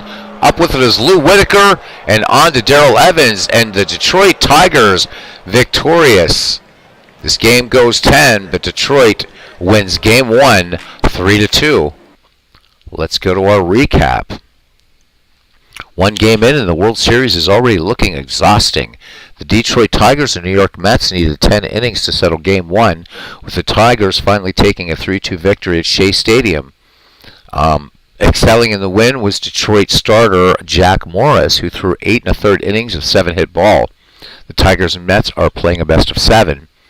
Detroit relied on the hitting of Lou Whitaker to pick up the win. The second baseman clubbed a run-scoring single in the top of the 10th to the Tigers on top 3-2 for the game. Lou Whitaker had a home run and 2 singles in 5 at-bats. So when we play the next game, that will also be at Shea Stadium. So player of the game is probably going to be Jack Morris, and indeed it is. So let's leave the game, and the Tigers lead the series 1-0. That was fun. I see you would have pinch hit for Santana. Yeah, I'm just letting the AI take care of everything. Let's go to the out of the park main screen so I can show you how to get some of these ballparks. So the ones in the all-time league that I have aren't going to be very helpful because they come with the game. Pardon me. So we're going to load. Actually, we could have just done with this. Doesn't matter. Let's do. Because any season you have loaded, you can do this with. So let's just grab the 1909 World Series, which we have yet to finish here. Pirates facing elimination in this World Series replay. Of course, they won it. Actually, we can't. No, we can't go. So we have to go we have to go to a season I have in progress. Damn it. Let me see. Well, I'll show you. I'll just show the all-time greats how to do this. MV, and then you can just do this with any ballpark. Show you how to do it. Any team, doesn't matter. So you have a season loaded, and then you're going to go to the team's home screen. Okay. And then you're going to go to settings, and you're going to go to edit ballpark, and then what you want to do is go to 3D model, and there you go. All you have to do is you can do a screen capture. I use green shot when I want to capture images. And there you go. You can also move this around, as you know, to any angle, as you can see. Anything you want to do, you can do. And that's how you do it. You want something more like a Chris Slovic look, you can zoom way in and anything you want. But that's all you do. Yep. And just take a screenshot of it. And that's all you have to do. So let me go through those again. Yeah, it's super simple. That's how you get ballpark images out of here. And again, you can have more of a top-down view. Use the right mouse button. Maybe if you want a top-down view, whatever you want. You can move these parks all over the place.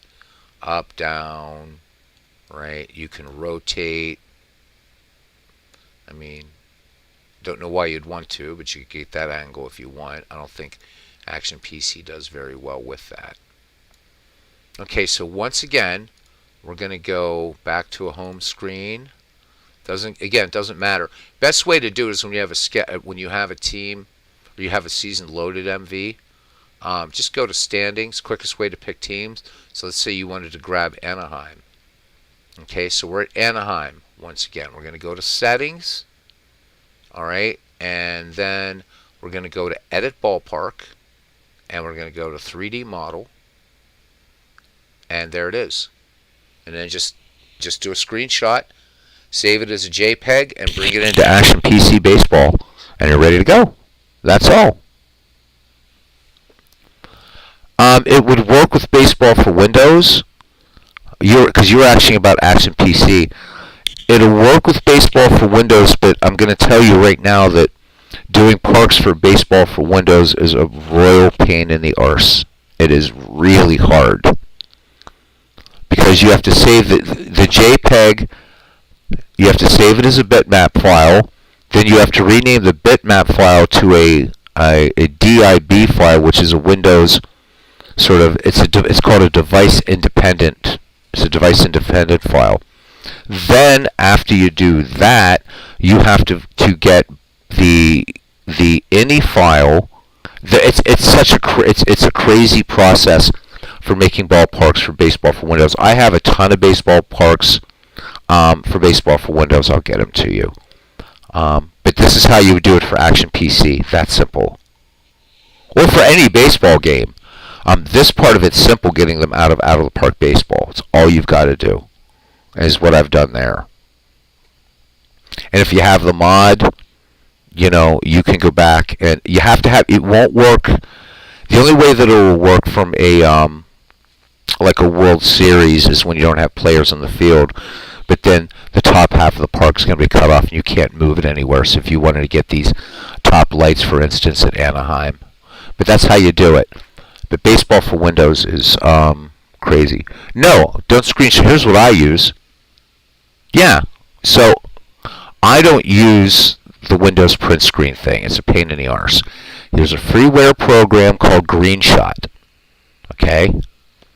And just Google GreenShot. It's one word. Okay, now I've already started it, and what I do is I come down here to GreenShot, and it'll say Capture Region, and then you're going to get this nice little crosshair. I don't think it's going to show on your screen, but it'll be able to guide you. And I'm just going to click and drag, and then just try to catch the border, which is really, really easy. And then you see that green up there, that has actually captured that.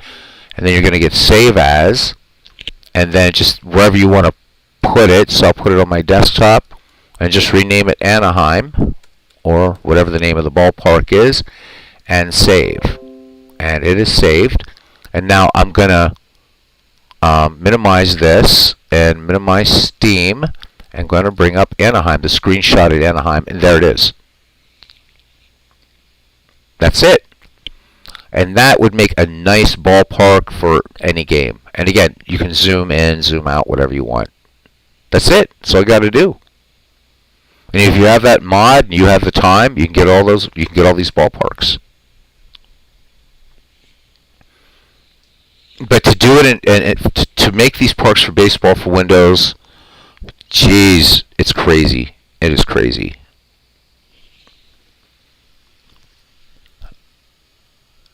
Yeah, but that's easy enough. In fact, I saved this as I believe this is already, yeah, it's a PNG. It's easy to just rename a file to a JPEG, and I could bring this Anaheim. It's that simple. And in fact, back on the Save As. Let me see here. Where is it? Well, you can edit, rotate. Let me see. Where is it? Can I? Yeah, there. So I can save it from here, right, as a JPEG. And you want to make it a JPG, not a JPEG. Yep. So just save it as a JPEG. And then just Anaheim.jpg. I'm going to go ahead and cancel because I have a ton of Anaheim already. And this is too far out for Action PC. I'd want to zoom it in a little bit. But that's it. Yep, that's all you have to do, and you got ballparks. If you ever want the instructions for making ballparks for baseball for Windows, I'll send them to you. Maybe you'll have better luck than I have. It's terrible. So I have ballparks enough in baseball for Windows. So I can just send you a bunch if you want. Yeah. So I would use the editor for what? I'm kind of not clear on what you're talking about as far as the editor goes. For baseball for Windows, make Negro leagues with the editor. You mean in out of the park baseball or in this lag's a pain in the arse? Damn YouTube.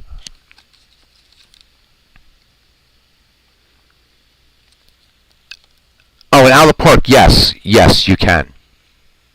You definitely can. It's a lot of work, but you can do it. It's easier in Action PC, but yes, you can. This comes with all the Negro Leagues. Comes with everything.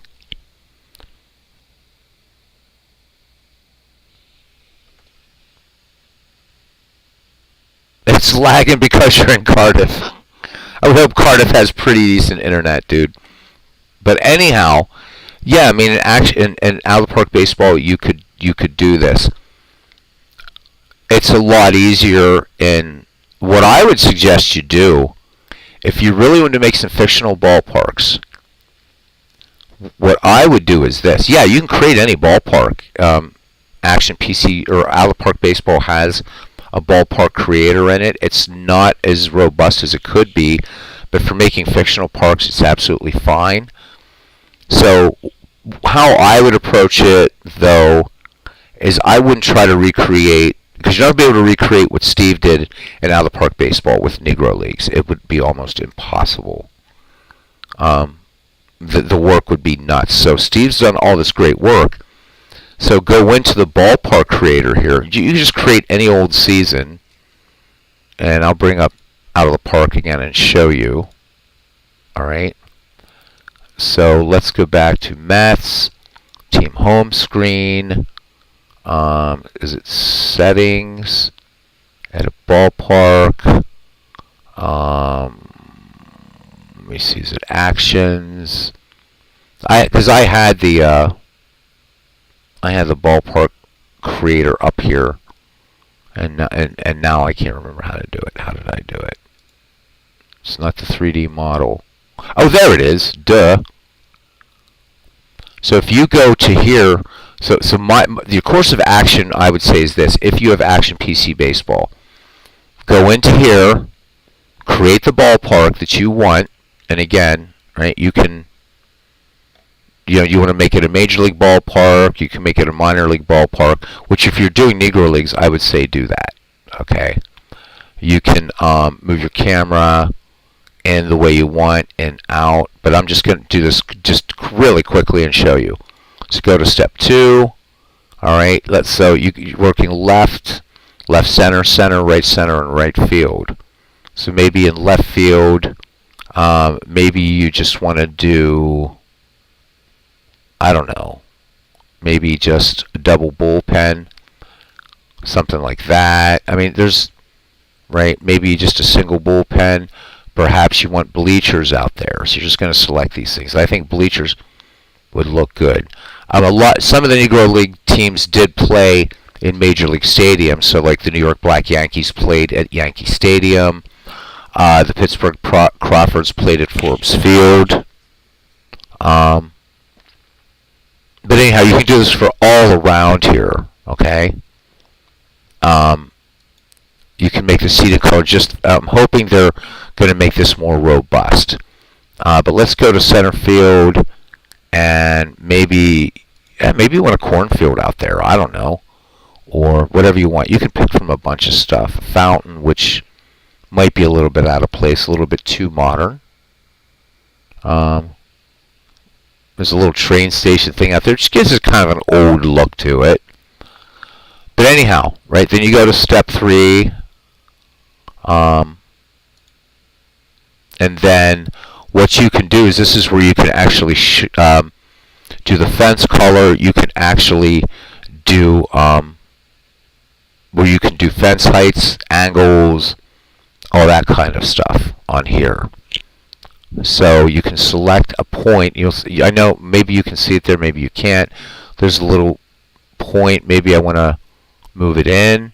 See, now I can start moving the fences in. I can give that a little bit of an angle, and then just click and find, maybe go to this one, and now I want to move this in a little bit, make it a little shorter. Left field, right, previous. Now I'm at the foul pole, move it in. Now I've shortened left field. And again, change fence colors, what have you. We can go to step 4, and you're basically naming the field. You can reset the camera view to whatever you want. So each click by degrees. There we see we can move it on the X, and we can move it around there if we want. Right, Z is back. See? So it's really cool. I kind of like it.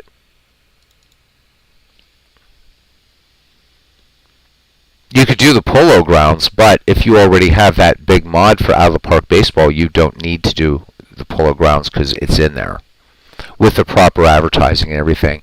But if you want to do completely fictional ballparks, this would be one way to do it. And then just put them into your own Negro League file.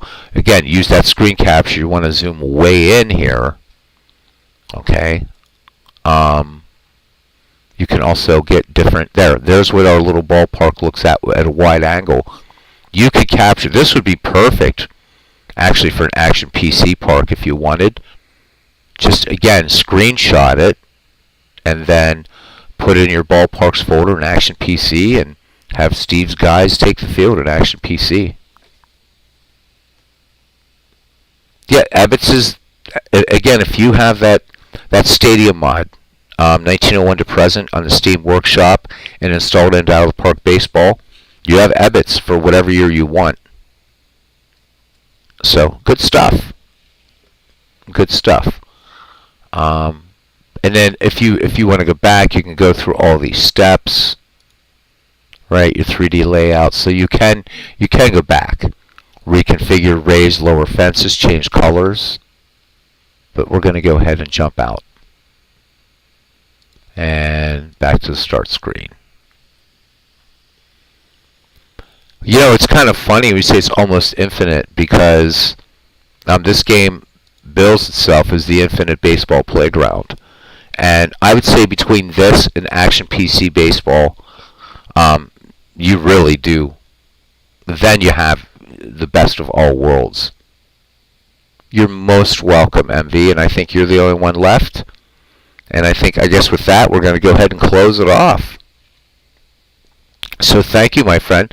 It's good to get to hang out with you a bit. Maybe we can get you on mic some night, or you and I could just chat on Discord sometime. I think that would be a lot of fun. And it's early for me. I don't have to be at work till Monday, so I'm probably going to watch a movie, I guess. How about that? So, all right, mates. Yep. Yeah, I can't wait for Out of the Park 24. I am really, really hoping that the ballpark construction kit is going to be more robust. I hope player import will be a lot easier. If they make player import easier than it is now, then I'll put this on par again with Action PC Baseball. Because it's so fun to play. The animation, the graphics are beautiful. It's a hell of a good baseball engine. So, yeah, absolutely, MV. See you soon. There will not be any baseball tomorrow night, and probably not even tomorrow afternoon. So, see you next time. And for those of you that catch it later, if you hung through all this, I hope you had fun. And this is Beatles Eternally, pretty much. We've been on a long time, so thanking everybody. I think Aaron already dropped off, too. So, everybody, thank you, and see you around the batting cage. Good night.